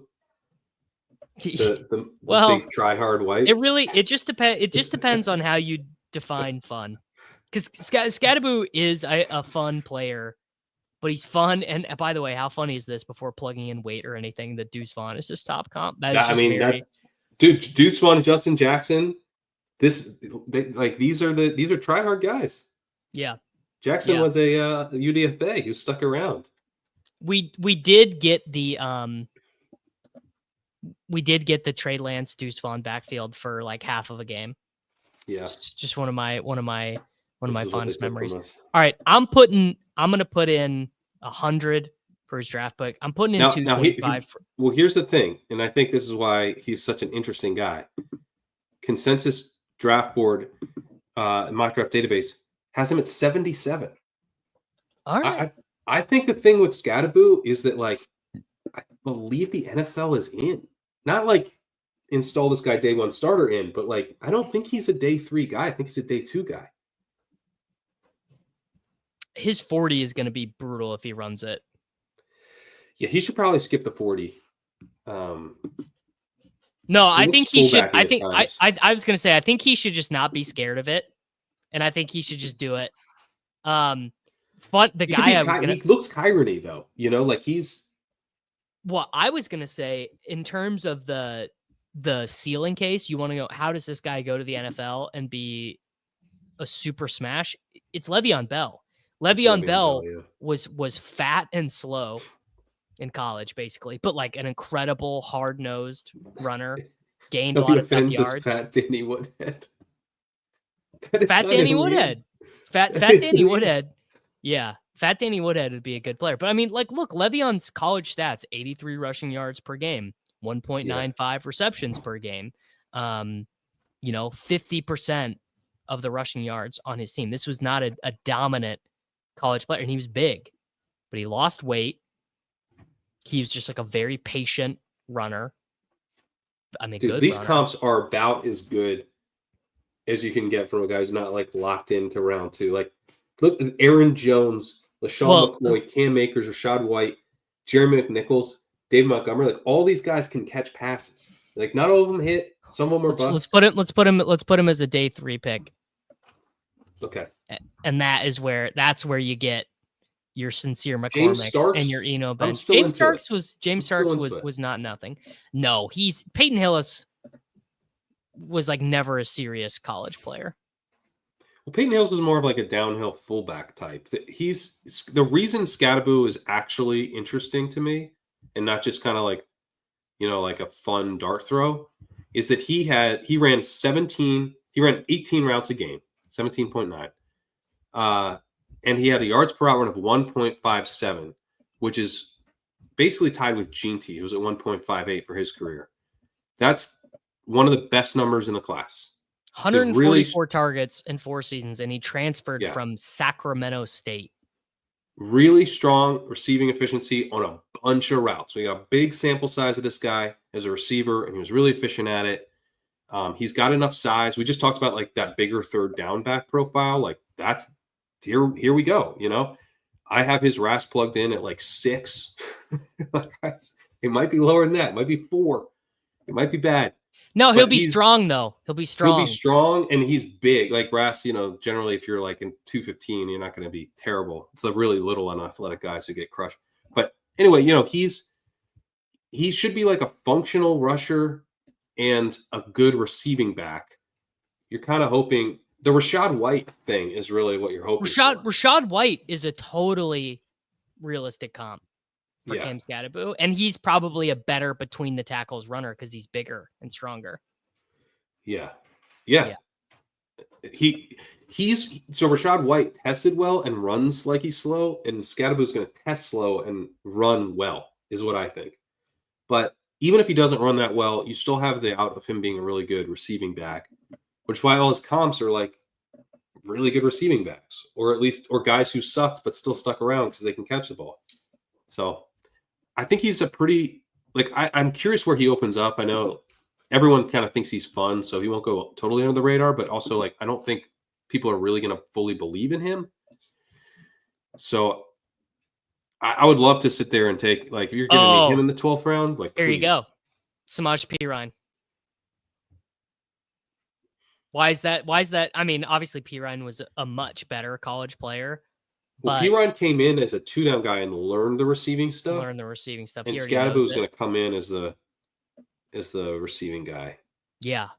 I mean, I think if he doesn't become a huge meme, which is certainly possible, there's a lot of meme drafting going on in the big board. He's big meme potential, big meme. Yeah. So you want to avoid that, but as of right now, I would grade him as like a pretty clear target, and a really clear target in rookie drafts as well. This is kind of like what 3rd round rookie picks are like meant to be. It's just like guys who are gonna land on a roster, easily project to a role. I like 3rd round rookie picks to be a guy that I get like a year and a half of points out of, and then I can cut him, as opposed to, which so many people do with 3rd round rookie picks, is they take Ladarius Green types. Like, if he just makes it, if he just gets on the field, you know, you really kind of with weirdly, it's almost better to do that with your second round rookie picks. You can take your Kadarius Tonys and stuff with Right. guys with high draft capital who are talented but don't necessarily get on the field. But like, keeping Darius Davis on your dynasty roster for 4 years does not help you. I tend to like this profile, guy with size who catches the ball. Like I was really in on Rachaad White coming out. And like you're saying, like I think that I feel great about that. Rachaad White gave me production for multiple years for a pretty cheap price. People are taking like Kenny Pickett and stuff, but I'm getting Rachaad White. So in single quarterback, I mean. And the other guy, damn it, who I just had it and I lost it. There's another guy who reminded me of, but I tend to Ramondre Stevenson. Oh, yes. That's the other guy. Yeah. Very Ramondre. An incomplete profile. Like not, does he do everything well? Is he fast? No. Ramondre was in the 4.6s. But he's like got some size and he can catch. And like he's got multiple paths to earning a workload, regardless of where he lands. That makes him a little more insulated from landing spot because like he could get out there as like a big third down back, or he could like be someone they start using in short yardage a little bit. Cause this dude tries. Like that's the big thing with Skattebo. I think that like he leaves it all on the field. I actually think like there could be NFL coaching staffs who fall in love with this guy. Like his draft capital might be. I mean, good. that's like his whole selling point is that some NFL coach is going to be like, oh my God, I got to write Cam Skattebo no matter what on a Post-it note. Like Dan Campbell, it's actually a red flag. Like Dan Campbell might draft this guy in the second round. Like he might go to it. He might go somewhere he shouldn't because the coaching staff loves him too much. So, yeah, the hard part is everyone we compare him to had to cut weight to 230 for the combine. I mean, I guess this is kind of where I've landed with 40s in general is like, yes, it's really good to know the outliers. It's really good to know who can run a 4.2. It's really good to know who ran a 4.6. But like, I mean, come on, dude. We watched him play. He's not fast, but he doesn't. No, he's not fast. David Montgomery's not that fast, Yeah. He doesn't. Well, I mean, Kyron's not fast at all. Like, I think Kyron is like a slow, weak scat back who got gained weight in the end. I mean, Kyron, I think we might have seen the end. Well, let's be honest. Kyron. I mean, that's like we're seeing. So this year we got burned by a bunch of old running backs having much better seasons than we thought. But it's like, because who else are they going to give the ball to? Like the position, they don't go as high. Like if you're an amazing athlete that can play another position at this point coming up, like don't play running back. And I think to some extent we're probably seeing the effects of that in the NFL already. And yeah, like if you hit the right hole these days, that's worth a lot. That's worth a lot to coaches to just be like a good, like doing your job really well and have burst, like know where to go and have enough burst to get through the hole. And like, if then you get caught from behind, like I'm much more likely to live with that than I would have in 2007. In 2007, if you get caught from behind, I'm kind of pissed off. This year, not as much. So that's where I think like a guy like, Skattebo, a guy like Devin Neal, I think this very much applies to Devin Neal, where he could be much more likely to be a lead back than, in years past because he does what you're supposed to do. I think coaches are going to trust him, Neal and Skattebo. Especially if he can run if he's actually 215 and he can actually run a 4.5 or whatever. 4.5 at 215. Neal, I might be a second round pick. He could make himself a lot of money with that. Cam could have a crazy 3-cone time. He actually could be one of those dudes, and that is actually what the big telltale sign with Le'Veon Bell was. Le'Veon Bell had an insanely good 3-cone time. The short shuttle plus the 3-cone, we call that the agility score. Yeah. Those are pretty good. Far and away, the most guy who gets asked about, people really like RJ Harvey from UCF, and he was a very fun player. I worry that like the top comps for him here, I worry he just is basically these guys. Kendall Hunter Yeah. Remember wish casting Kendall Yeah. Hunter for $1 billion? He's on the 49ers, dude. Javon Ringer, Jonathan Franklin, Tajay Spears. Now, anytime Jamal Charles is showing up in a comp, I'm like, that's nice. I'm like, Jeremy whoa, Langford, brother. He had Jeremy a moment in the Langford. sun. He did have a moment in the sun. I probably, for me, Bryce Love, Mark Walton, Tajay Spears, Michael Carter, Ito Smith. Wow. So I'll say every guy we've talked about thus far, I can see myself in a certain range of outcomes having a bag. You know, Jeanty, Hampton, Kaleb, Judkins, Neal, Henderson, Skattebo. Can't really see myself having an RJ Harvey bag because I think he's probably a day 3 pick, and he's probably of all the guys we've talked about this far, the most likely to like literally not see the field as a rookie. Just like he just does not get on the field. I completely agree. Well, first, before we move on from Skattebo, where do you think he goes to open the big board? I say so. I want to say like, oh, dude, round 14, the market's. It's like I don't know. It just feels like people are like, I remember him. He threw the pass. Remember that guy threw the pass in the cup? He's Taysom, dude. Yeah. Yeah. So round 10, I'll be a little bit light. Round 14, I'm feeling pretty good. What about you? I think like rounds 11 or 12, probably. Maybe around 11.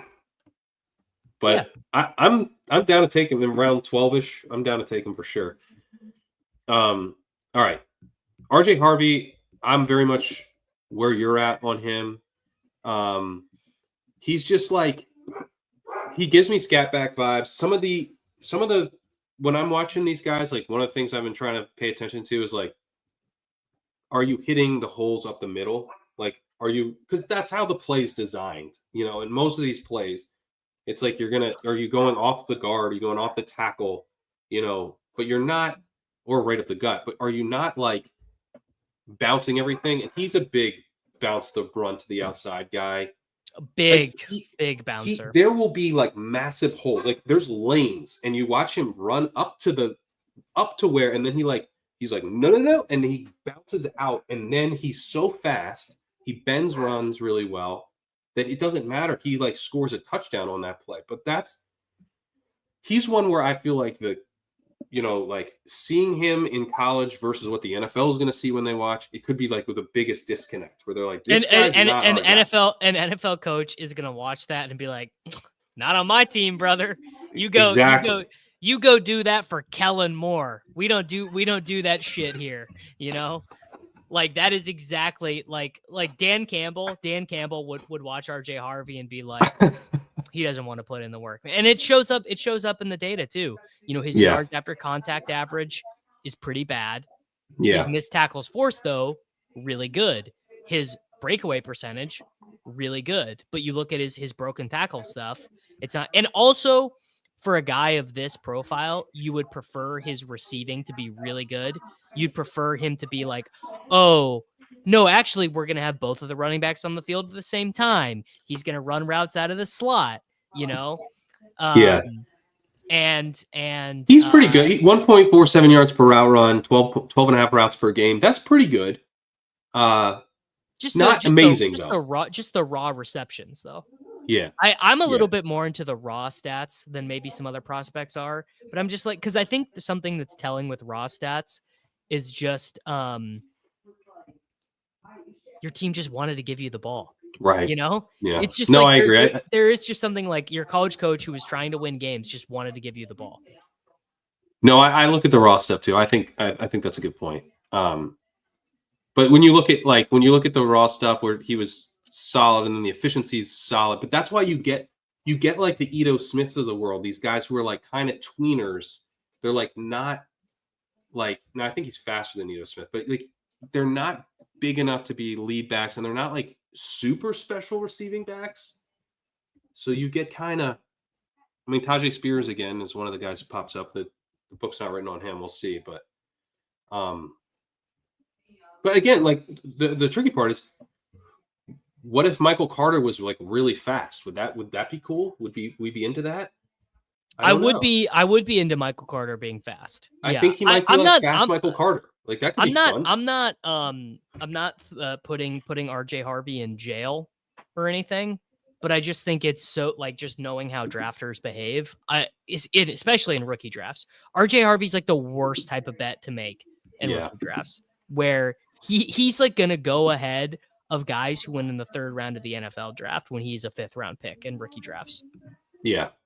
I also think that from a best ball perspective, when you think about some of the ceilings for these guys, they're pretty high. Like when you like Judkins, we're both like not super high on, but when you think about what his ceiling could be, he just is the clear-cut early down guy for a good team's backfield. Like, okay, you're like an RB1. Like that's pretty valuable. Like even if you're not that great, by the end of the season, you could be like a pretty clear-cut RB1. When you look at RJ Harvey, that's much harder for me to see. You know, he's probably like a receiving back. He's probably flashing as a receiving back. So you're talking about more of a guy who's like an RB2, even if he's hitting. Maybe an RB3, like a high-end RB3 is a hit. Kind of like a Tyrone Tracy, maybe. Although that even feels like a little bullish. Tracy ended up being big. Tracy was bigger. You're right. That's probably too bullish. Yeah, so I think he's like a pretty interesting like late round dart throw, but you know if he's if I'm like getting down, if I'm getting down in big board drafts to like I'm trying to think of like a shitty running like so oh dude we could take whoever this year's Jamal Williams is, like, oh, he's the running back 2 on the Saints. Like, sure. Then I'll start taking some shots on it. You forget how it gets gross. It gets really gross. It gets really gross. What about like Tank Bigsby? I think I'm taking Tank Bigsby pretty comfortably. Well, aren't the Jags one of the teams that should be favored to take a running back? Totally. Estime. I'd take him over Estime at this point. I'd take him. I would only take him over Estime because I know that the Broncos are going to take a running back. But if you told me their backfield was static and it was all the same guys ran back, I would take Estime over him. But that's just not going to be the case. Roschon Johnson. I'd take Roschon. Yeah, I think that's totally fair. I think I'd probably take Harvey for the same reason that you just gave on Estime. But if Roschon looks locked into the backup role, then I want Roschon. Yeah. I would definitely take him over Dameon Pierce. Yeah. So weirdly, Brashard Smith is not this year's Tyrone Tracy because do you think Savion Williams is going to be a running back or a wide receiver at the combine? I think a wide receiver, but I don't feel strongly. That's a question I'm still trying to answer. I think he should be a running back. Okay. He was so much better at it, you know. He's kind of like Xavier Leggetti without the huge breakout as a wide receiver, but he's like a really good running back. But he's tall. He's 6'4". Savion Williams is. Okay, he's got to be a receiver. You can't be a 6'4" running back. I looked it up. There are multiple 100+ carry seasons from guys who are 6'4" or taller. When? 1980? In the last 20 years. Really? Latavius was only like 6'2" though, right? I ran the filter as 6'4". It was Latavius. It was Latavius and it was Brandon Jacobs. Okay. Blunt wasn't 6'4". Blunt was not 6'4". Okay. This is honestly, I think they'll probably list him as a wide receiver, Savion Williams. But there is certainly a chance that he is drafted I think what he should do, if I was him, because he's gonna kill the combine. He's gonna run like a 4.38 at like 220. Like he's gonna kill the combine. I would do both. I would do the gauntlet wide receiver drills and I do the running back drills. That's his best chance of being like a 3rd round pick, because if he's just one or the other, he's like a round 6 pick. Right. Yeah. Chip wants me to run the filter again. Okay, I'll run it again. don't. I mean, you can. If he's a running back, I'm pretty interested. If he's a wide receiver, there are a million guys like that, you know. So we can't demonetize this stream. Are we ready to kind of go to some of the deeper names here? Yes. More rapid fire stuff. So one guy, we're not going to demonetize, but if you're in position to pull up some tape, pull up some highlights. I love a converted linebacker. Davis knows this. All right. Do your new Tyler Allgeier. I love a converted linebacker. I think, one of the things you get with these guys is you get size. You get speed potentially, and you get like a downhill running style that kind of fits a lot of offenses that kind of plug and play. Even if it's not the highest ceiling, you get football IQ. Football IQ, the ability to change positions and then succeed in a new position tells you a lot. And so I'm a really big fan of Kalel Mullings out of Michigan, converted linebacker. Don't have a ton, he doesn't rate well for me statistically because he didn't play much as a running back, but he's still fine. He still rates as someone who you should definitely have on your radar. And then I also have him in as very much a day 3 guy, pretty deep in day 3. So I'm not expecting much draft capital. If he were to get a little hint of draft capital, maybe early 4th round, I think that would be nice. If he were to run really well, and I don't think he'll run amazing, but we're talking about a guy who's listed at 233.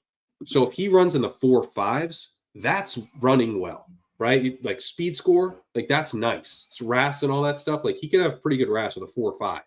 So I'm wondering if maybe he could be a bit of an offseason riser as NFL guys kind of get their eyes on him and they're like, I like what I'm seeing. There's not a lot to see. Let's check him out in drills. Let's, get him in and see what we really have here as a running back. But dude, he hits. You want to talk about the opposite of the RJ Harvey thing, where he's bouncing stuff outside. This guy slams into the hole immediate. There's no hesitation. He runs downhill right away. It's when I watch him, I'm like, that's gonna work in the NFL. That's what NFL running backs do. He ran for 1,200 yards exactly in college.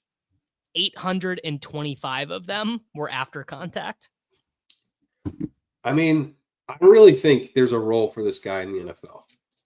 And I think that role will be effective around the goal line. And that role is not one that has a high learning curve. You get there quickly. It's also most likely we're talking about a backup running back. We're talking about an Allgeier type, that not one who starts right away, someone who's backing what Allgeier's in now, or we're talking about a Zach Charbonnet, but he's not going to catch passes like Charbonnet, but that kind of thing. But okay, I think we're getting this dude to 20th round pick, and I think he's got a good shot. I was going to say 20th round pick is where he's going to be at now. 20th round pick can go a lot of ways. If you would have told me that Dylan Laube was going to be active, was going to make the 53, I would have been right. Dude, what a smash for me. I'm a genius. Pass catching back in the 20th round. What a smash for me. What a smash, dude. I'm a genius, bro. Yeah. And I should really look into another hobby. I figured this one out. Yeah. Turns out there are real limiting factors and reasons why. I think I literally had 80% of him last year in the big board. Now, for half PPR, for the way underdog scoring works, it's great. And Mullings is probably a pretty nice 4th round rookie pick. Oh yeah, that's how he rates for me right now, as a 4th round rookie pick. Yeah. Well, you can just cut him. Right. Historical Anomalies was telling me in Discord that his backfield mate Dawan Edwards is Uh-huh. like the greatest pass catching back he's ever seen, but basically the team just gave up entirely on the concept of throwing the forward pass. Isn't it So that it Donovan just got Edwards? Dawan Edwards is he was on Georgia. Yeah. Okay. Yeah, these are different guys. He was just telling me that he's like this really good. I've not watched Edwards, so I can't say it all. Edwards, But I I was took a little note. Edwards, I said he had some Chase Brown vibes. That was my highlight scout. There's the highlight scout take it to the bank. But he also rates as a 4th round rookie pick type. Let me pull up his receiving stuff. 1.54 yards per route run. That's pretty good. That's pretty good on Michigan. Yeah, it's not amazing, but it's pretty good, especially because he's not Kalel small. Mullings had 10 targets in college. Yeah, how many? 10 targets in college for Kalel Mullings. God. Very Allgeier. Very Allgeier. Yeah, I'm into it though. I like Donovan Edwards too, though, as a 20th round. To me, that's the strength of this class, is that like there's guys who could be starting NFL running backs or like starting contributing NFL games down the stretch and producing, available in the 20th round of this year's class, which we didn't really have a ton of last year. Last year was a much thinner class. This year, the depth, I think, gives us some real legit shots at production in these last rounds. This guy right here, you got to Lequint Allen in your stuff yet? I haven't gotten to Lequint Allen. Okay. No. Tell me about Lequint Allen, brother. This is your day one. This is your big board's open. I don't know who to take in the 20th round. Lequint Allen, 79 receptions, 79 targets his final season, 1.3 yards per route run on 79 targets as a running back in a season where he also had 1,000 rushing yards. Damn. Had 683 yards after contact per carry. Not particularly great. Breakaway stuff, not great.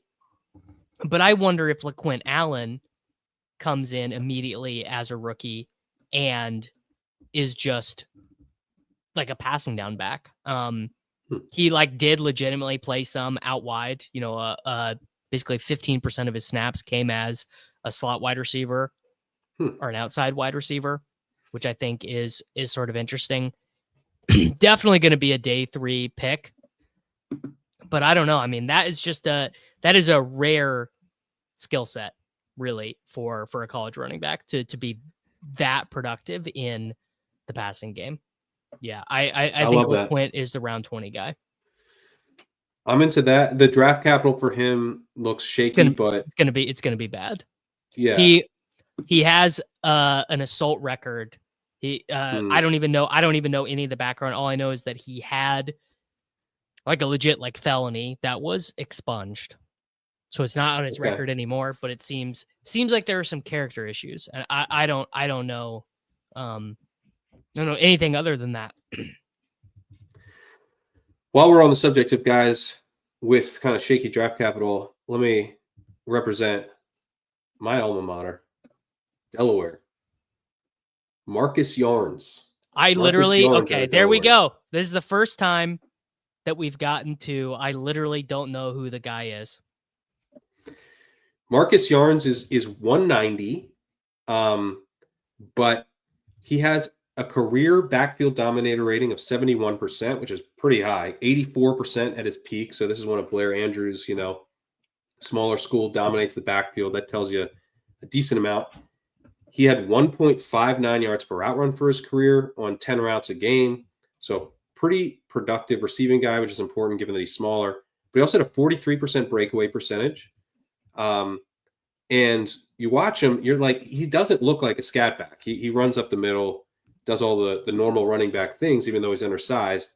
He also, like, watching him, he's doing some pretty interesting stuff in the receiving game. Like he ran one of those routes where he's breaking in over the middle, like, 6-7 yards downfield, like kind of the Christian McCaffrey type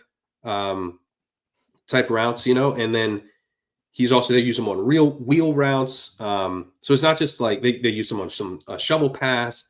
It's not just like little dump off stuff. He's like kind of a weapon in the receiving game. Now, when I watched him, I was like, this guy's got burst. His speed is pretty solid, but the level of competition is real bad. So what are we? He's probably in the I think 4.6s. Dylan Laube broke me, dude. Yeah, broke me. He's kind of this year's Laube. He's probably like athletic enough to maybe be a 6th round, 7th round pick, but I'm probably going back to the Laube well here and drafting some Marcus Yarns super late. I mean, it's not the worst thing that's ever happened. You're just gonna need round 19, round 20 picks. Like I'm telling you guys, it's gonna get ugly because certainty is so valued early on. So just guys who are like gonna be on rosters, even if it's just for like financial reasons, Yeah. Like Darius Slayton, you're gonna be like, sick, dude. This team needed Darius Slayton, and I got him. Yeah. Oh no, that's big. If he crushes at the Senior Bowl, that'll be really big for him. Yeah, no. Trevor Sikkema had him in his top 20, so I don't think he's like a total like off the radar guy. Like, yeah, Senior Bowl invite. There's some buzz for him. So I think Yarns could be like maybe a 6th round, 5th round pick. It's possible, which would be good. There's a comment here. Who Ames said I misread his name and have him as Yams in my stuff. Yams. It's pretty good. I guess we're not that down bad without the Penn State guys because at least we'll get to do Singleton next year. I don't know anything about the class for next year yet, but maybe next year's class not as deep. It sucks because Singleton would have been there with that Hampton, Caleb Johnson, Judkins tier. Yeah. For sure. That sucks to lose him. Someone asked about Devin Neal. We did a decent amount on Devin Neal earlier. Yeah, all the guys are timestamped. So if you're like, when do they talk about Skattebo? There's a timestamp for all those guys. Brashard Smith. So Brashard Smith. I haven't dug into him. I need to add him. Okay, so he's another. He. I guess maybe he is kind of like Tyrone Tracy because he was also a wide receiver at SMU. So he didn't start playing running back until this season. He was not a particularly good wide receiver. As you can see, he transferred from Miami. He was fine, right? I guess he certainly would not have been draftable as a wide receiver, right? Like, best season. What would his best season have been? Dominator rating one, not very good, right? No. Not very good. Not good at all. Yeah. Tyrone Tracy also would have not been draftable as a wide receiver. He did like nothing as a wide receiver. He transfers to SMU, basically as a running back for the first time ever. I guess he had 9 carries before. He was a starting running back on a team that made the college football playoff. SMU was, Yeah. And 5.8 yards per carry, huge dominator rating. Yeah. I mean, I think I hadn't really looked into him either. I knew about him, but I didn't really realize that he'd been so good. What's he weigh? Let's find out. I'm going to guess he's skinny. Brashard Smith weight listed at 196, but that's his University of Miami listed weight. So let's give him 200. Let's give him 200 in the Sims. Let's see if we can find a high school 40 on him. 4.41 is what his listed time is. Now I don't know where that is getting pulled from, but let's give him 4.43. Let's give him draft pick 100. And let's see what we can find. That's a pretty appealing profile. Yeah. All right. Well, Nyheim Hines. There you go, buddy. CJ Procise. Never a lot of money on him. Never ever give up on CJ Procise. James White. Yeah. James White, not too far down here. One of the biggest receiving back hits there is. I think Chris Thompson might be. Oh my gosh. DeAndre Washington never quite got there, but we took our stabs. Oh man. Dude, Treston Ebner, I drafted him in the 5th round of some rookie drafts. Never panned out. I think I'm pretty in on this profile. So let's see this. The NFL might hate this profile though. Like it really just because kind of everything perfect happened for Tracy. You know, he just ended up in a Well, Tracy's bigger too, as you mentioned earlier. Yeah, Tracy was what? I mean, Tracy was 220, right? Yeah, 215. Yeah, so he was actually he's only listed at 201. Running back Golden Tate is not nothing comp, honestly. No, it's not. Yeah. I like it. Yeah, I like it. I like it a lot. That is I was I guess I'd not really looked that deep into it. I think this is a real sleeper, Brashard Smith. Okay. You know, I'm excited to dig into him. I wonder what his I bet his breakaway is really good. Yep. 43% breakaway. Not great yards after, actually pretty bad yards after contact average, but a lot of missed tackles force, which is kind of what you would be expecting. This is a pretty good 3rd round rookie pick, I think. Yep. Maybe 4th round rookie pick, honestly. A couple other guys kind of deep. Jarquez Hunter out of Auburn. I think he's kind of interesting as like a 4th round rookie pick type, 20th round dart throw type dude. Pretty elusive. He had career elusive rating of 132, which is really, really good. Breakaway percentage of 47%.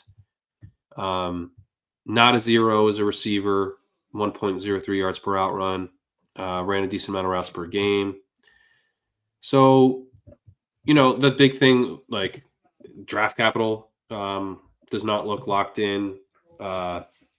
He's listed at 300 on the mock draft database. So probably more of like a guy you want to keep in mind for Dynasty than be drafting a ton of out of the gate, because he could just be a UDFA. But I don't think is just like a pure scat back type. I mean, he's listed at 190.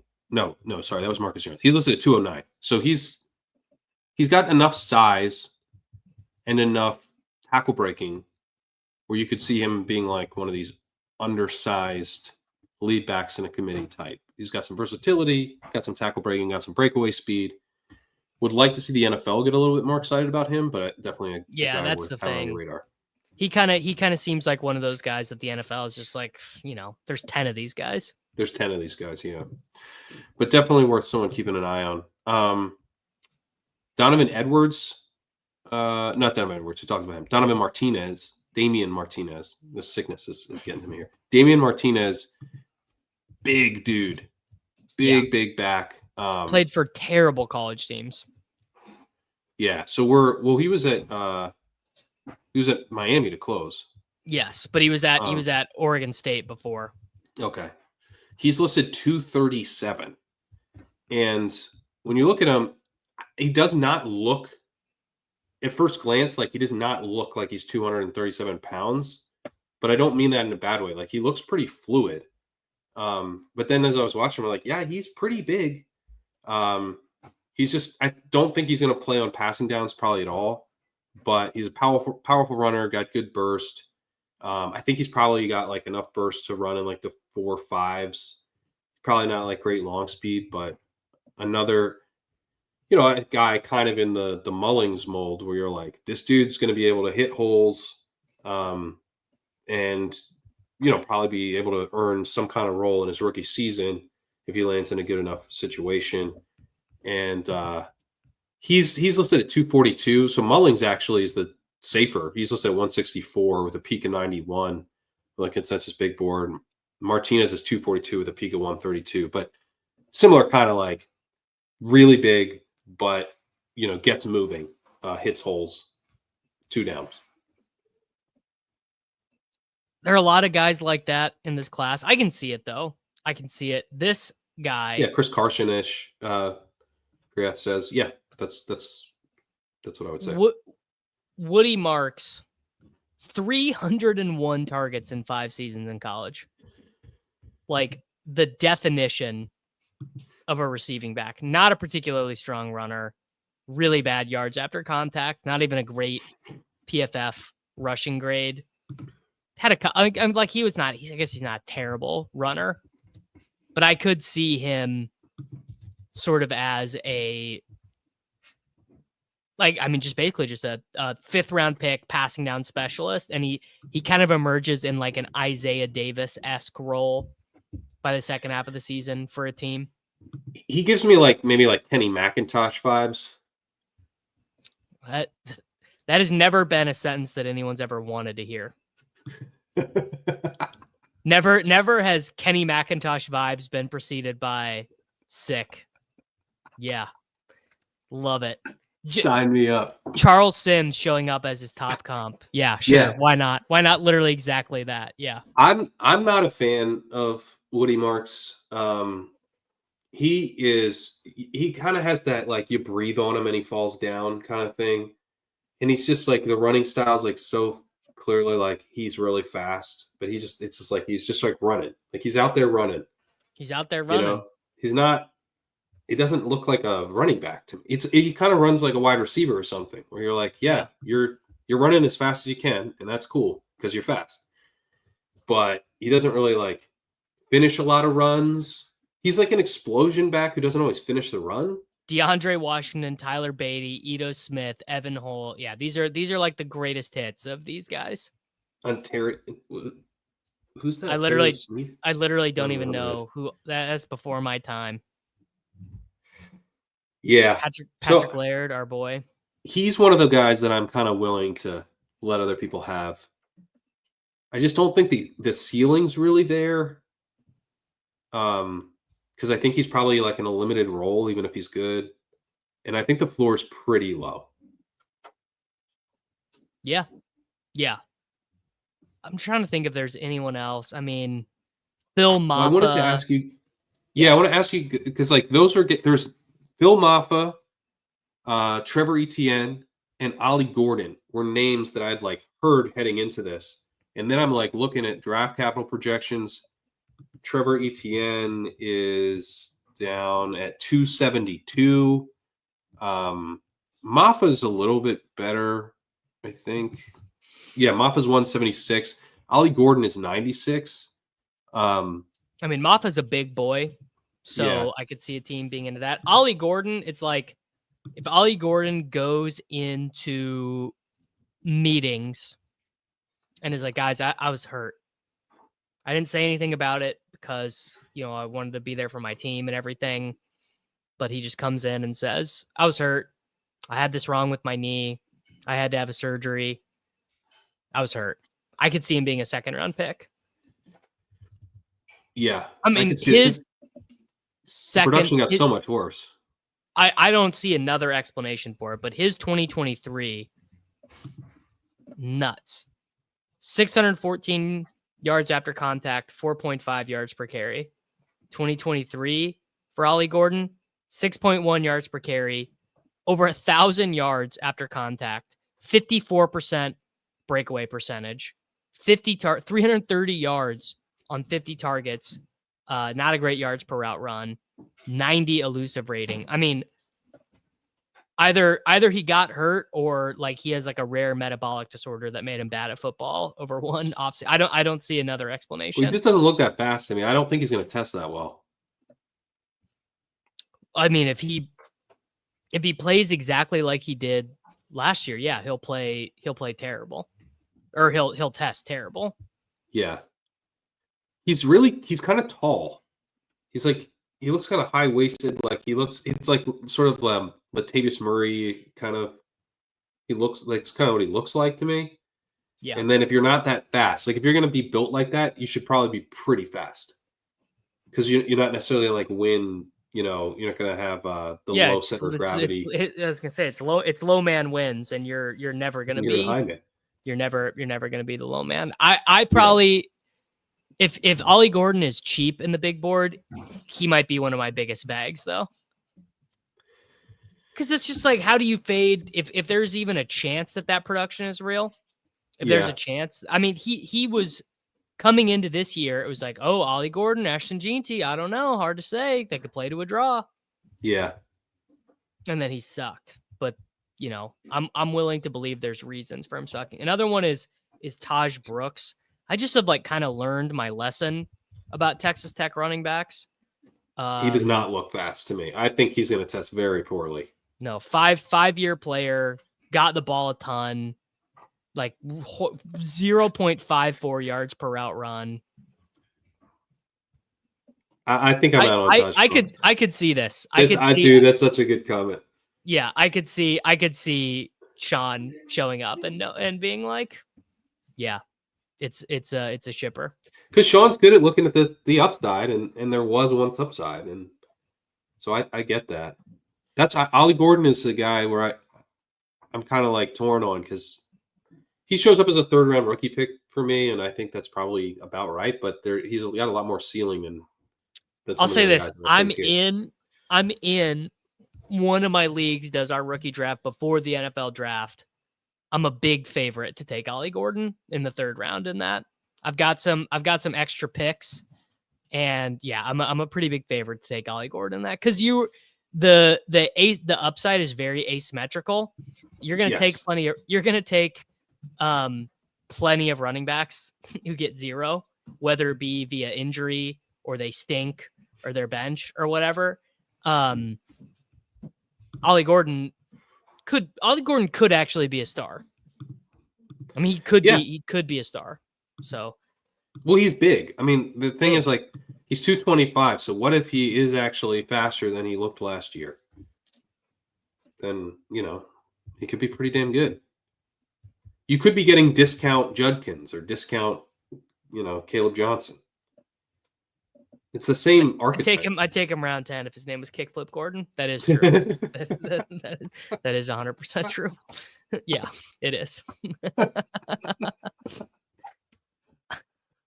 That's a good comment. That's a really good comment. No, Raheem Sanders did not look that good to me. Was there anything there for you for Sanders? I said, here's my note. Looks stuck in quicksand. Stuck in quicksand. Played at 230. Transferred from Arkansas to South Carolina.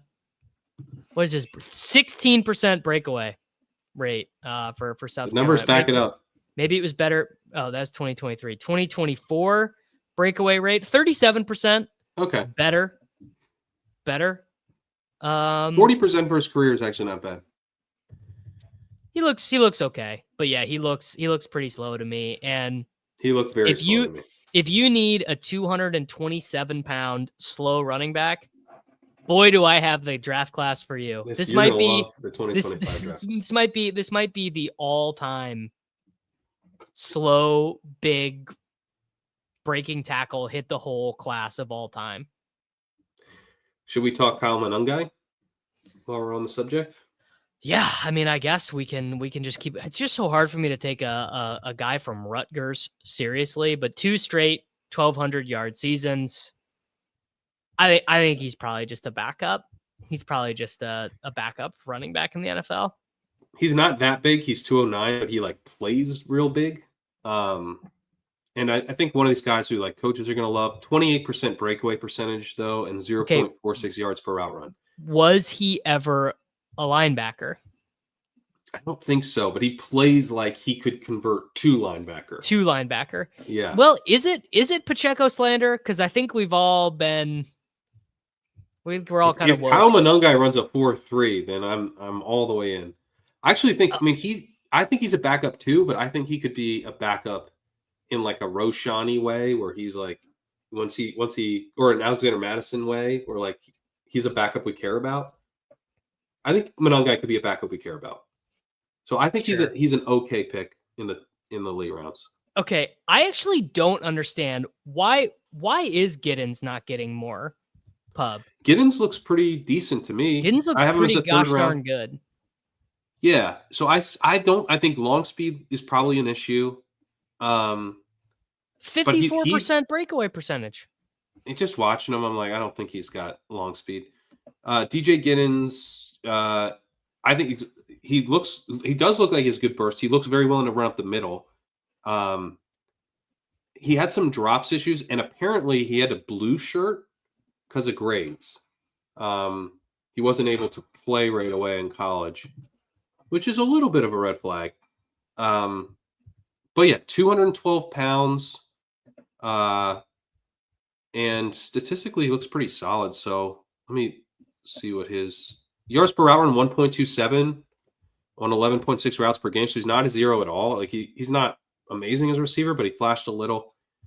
He had a career elusive rating of 102, which is pretty good. Graded well by PFF.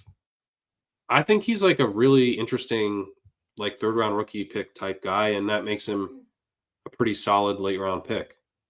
I could see Giddens being a third round pick in the NFL draft. I don't think that's far off where he's expected. Giddens 110 on the consensus board, right behind Devin, Neal.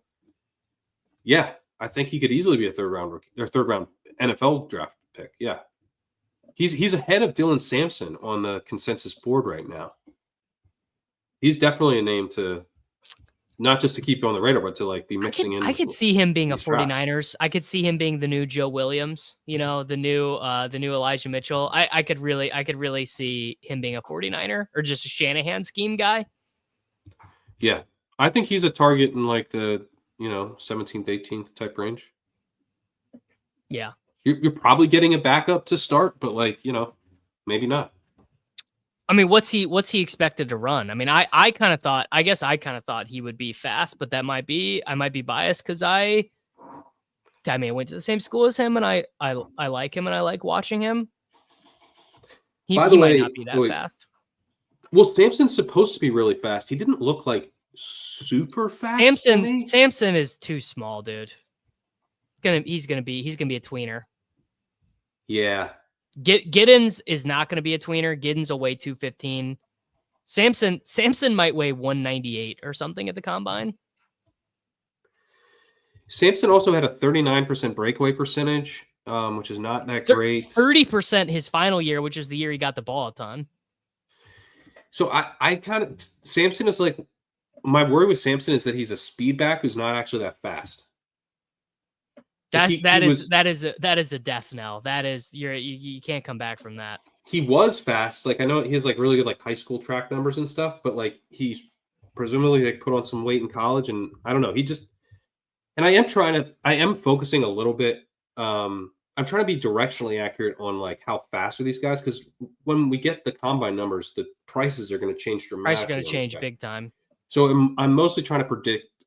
I'm trying to be directionally accurate to try and predict the draft capital movement and then the market sentiment change. Like I want to see like, is this guy going to run like a 4.6? Is he functional? Probably 4.5s, borderline 4.6. Does he look really fast? But Sampson doesn't look really fast to me. I mean, he could run the 4.4s for sure, but I would be surprised if he was like a 4.3 guy. I mean, I'm interested in any kind of 4.3 guys, because I just don't know if there are going to be that many of them in the class. I am too, but I guess like his reputation would indicate he could be a 4.3 guy, but I'm not sold. I'm not. Yeah. Sold. And possible. I mean, when we get to the combine, there's a dude no one's ever heard of. He's going to run a 4.28 at 219 pounds. So I hope you're all excited for that. It's going to be a good time. Kerrane, you got anyone else who absolutely needs to be mentioned? Trying to see. Well, what's the deal with ETN? I thought he was supposed to be interesting, and it seems like he might go undrafted. I mean, he like basically just like transferred to Georgia and then was a backup.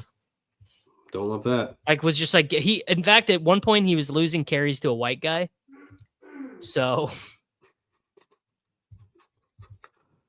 all right. What do you want me to do? You lose touches to a white guy. That's not Cameron Skattebo. It's not Cameron Skattebo. Yeah. Like true freshmen were playing over him for this Georgia team. Okay. So it's just like seems I don't know. Maybe he'll put up a great combine or something. We'll see. But Jordan James, another Oregon Jordan guy. James is fine. Yeah.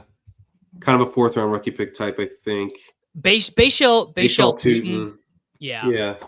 Kind of a 4th round type, I think, as well. I mean, he could do. So he transferred from a small school, I think North Carolina, AT&T. He could show up and like, oh shit, that could be the guy. Oh, dude, he ran a 4.38 at 217. You know. He also had a peak backfield dominator rating of 94% and 81% for his career, which is the highest in the class. Yeah. So as far as like we just draft the late round guys who like showed they can be an entire backfield, he's that guy.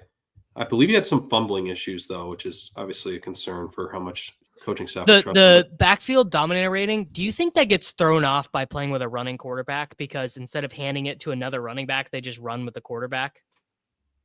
Because he played with a huge running quarterback. Maybe, but you're still dominating the backfield. Like you're still like the guy.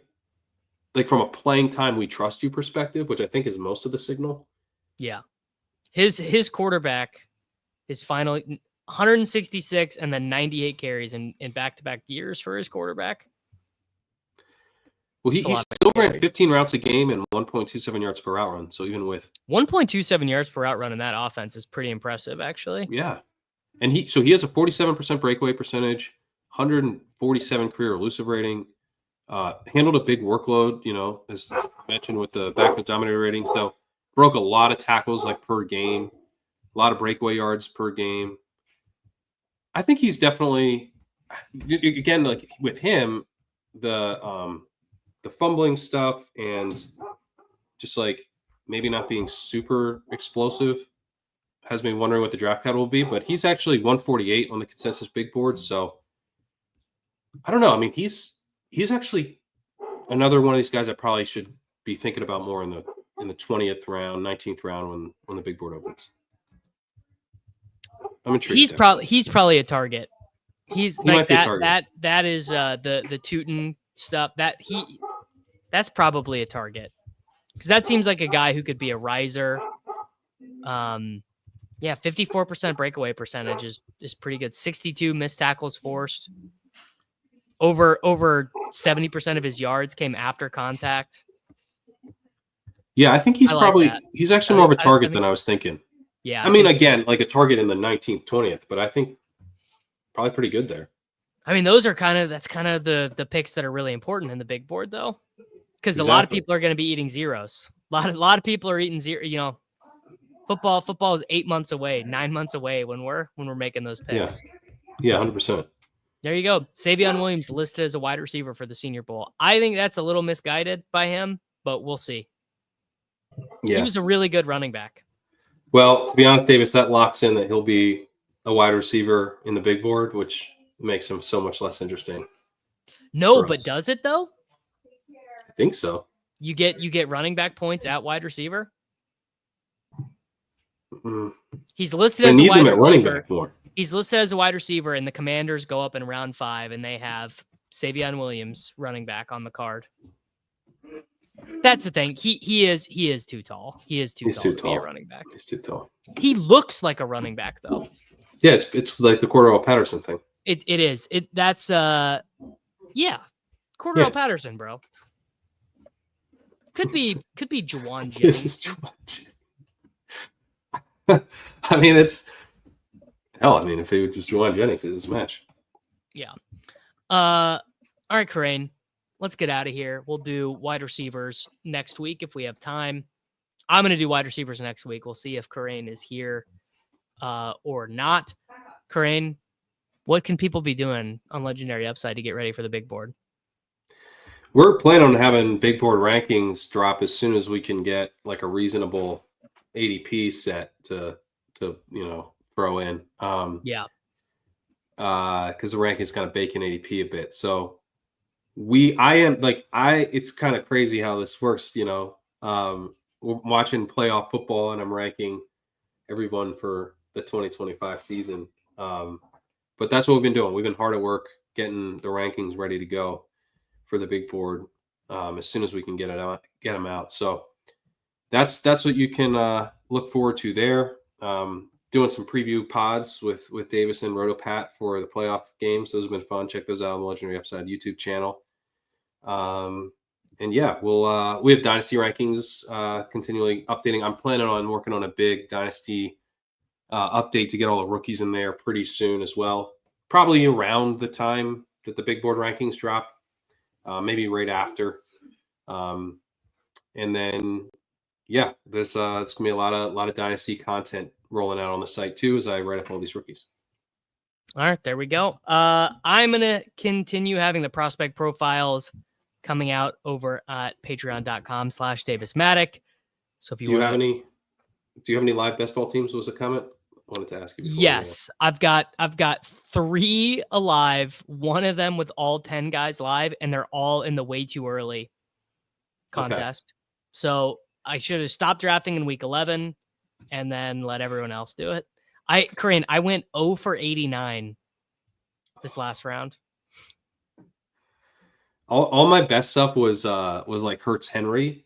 Yeah. And a lot of them didn't even make it, even if the Ravens had won. But I did have like an absolutely load in the little gauntlet. I had like just an absolutely filthy Hurts Henry team with like all the Ravens but I got a Commanders, like the whole, like not Eckler, but like basically everyone else on the Commanders, plus Shakir and like a bunch of the lower tier Bills, like Ty Johnson and Mac Hollins and Dawson Knox, that kind of stuff. That I have through on the main DK contest. Okay. And I have a Mahomes. It's like Mahomes, Kelsey, Worthy, Hollywood, Saquon, which I think is kind of like duped a million times in various versions. Like that's a pretty common one to have live in the gauntlet. And then I have a Jaden Daniels, kind of like with I think with Chiefs coming back on it. That has like 5 or 6 live also in the gauntlet. But those are kind of the common ones, right? And I don't have Saquon, so I'll probably get knocked out by the Saquon version of that team next week. But I'm hopeful for my DraftKings contest one. If it's Bills Commanders, I might have a shot at the DK 500K. Okay. All right. Yeah. I have in the aforementioned I have a team that's in 32nd of the NFFC, the Hold'em. Nice. With Jaden Daniels, Josh Allen 3x this week. So if those teams lose, I can just swap them out for Mahomes and Hurts for the Super Bowl. Ooh. So I think I'm actually like pretty live in it. Hell yeah. The way it worked out. So we are look, I'll take it anywhere I can get it. That is my big postseason sweat. All right, everyone, we're getting out of here. I will be back tomorrow. We'll be drafting. There's a full lobby on Underdog for BR contest for Conference Championship Week. So if you guys are excited to draft Noah Gray and Samaj Pirine and Jeremy McNichols, it's time to get woke, everyone. And we'll be back tomorrow. Later. It's Short King Summer, dude. It just feels like no one in fantasy sports ever learns anything. Does he mistime it, or is Brock Bowers just a grown man? Brock Bowers is just a grown man. Dare I say, Rich, football might be back. In the words of Lane Johnson, this offense looks constipated.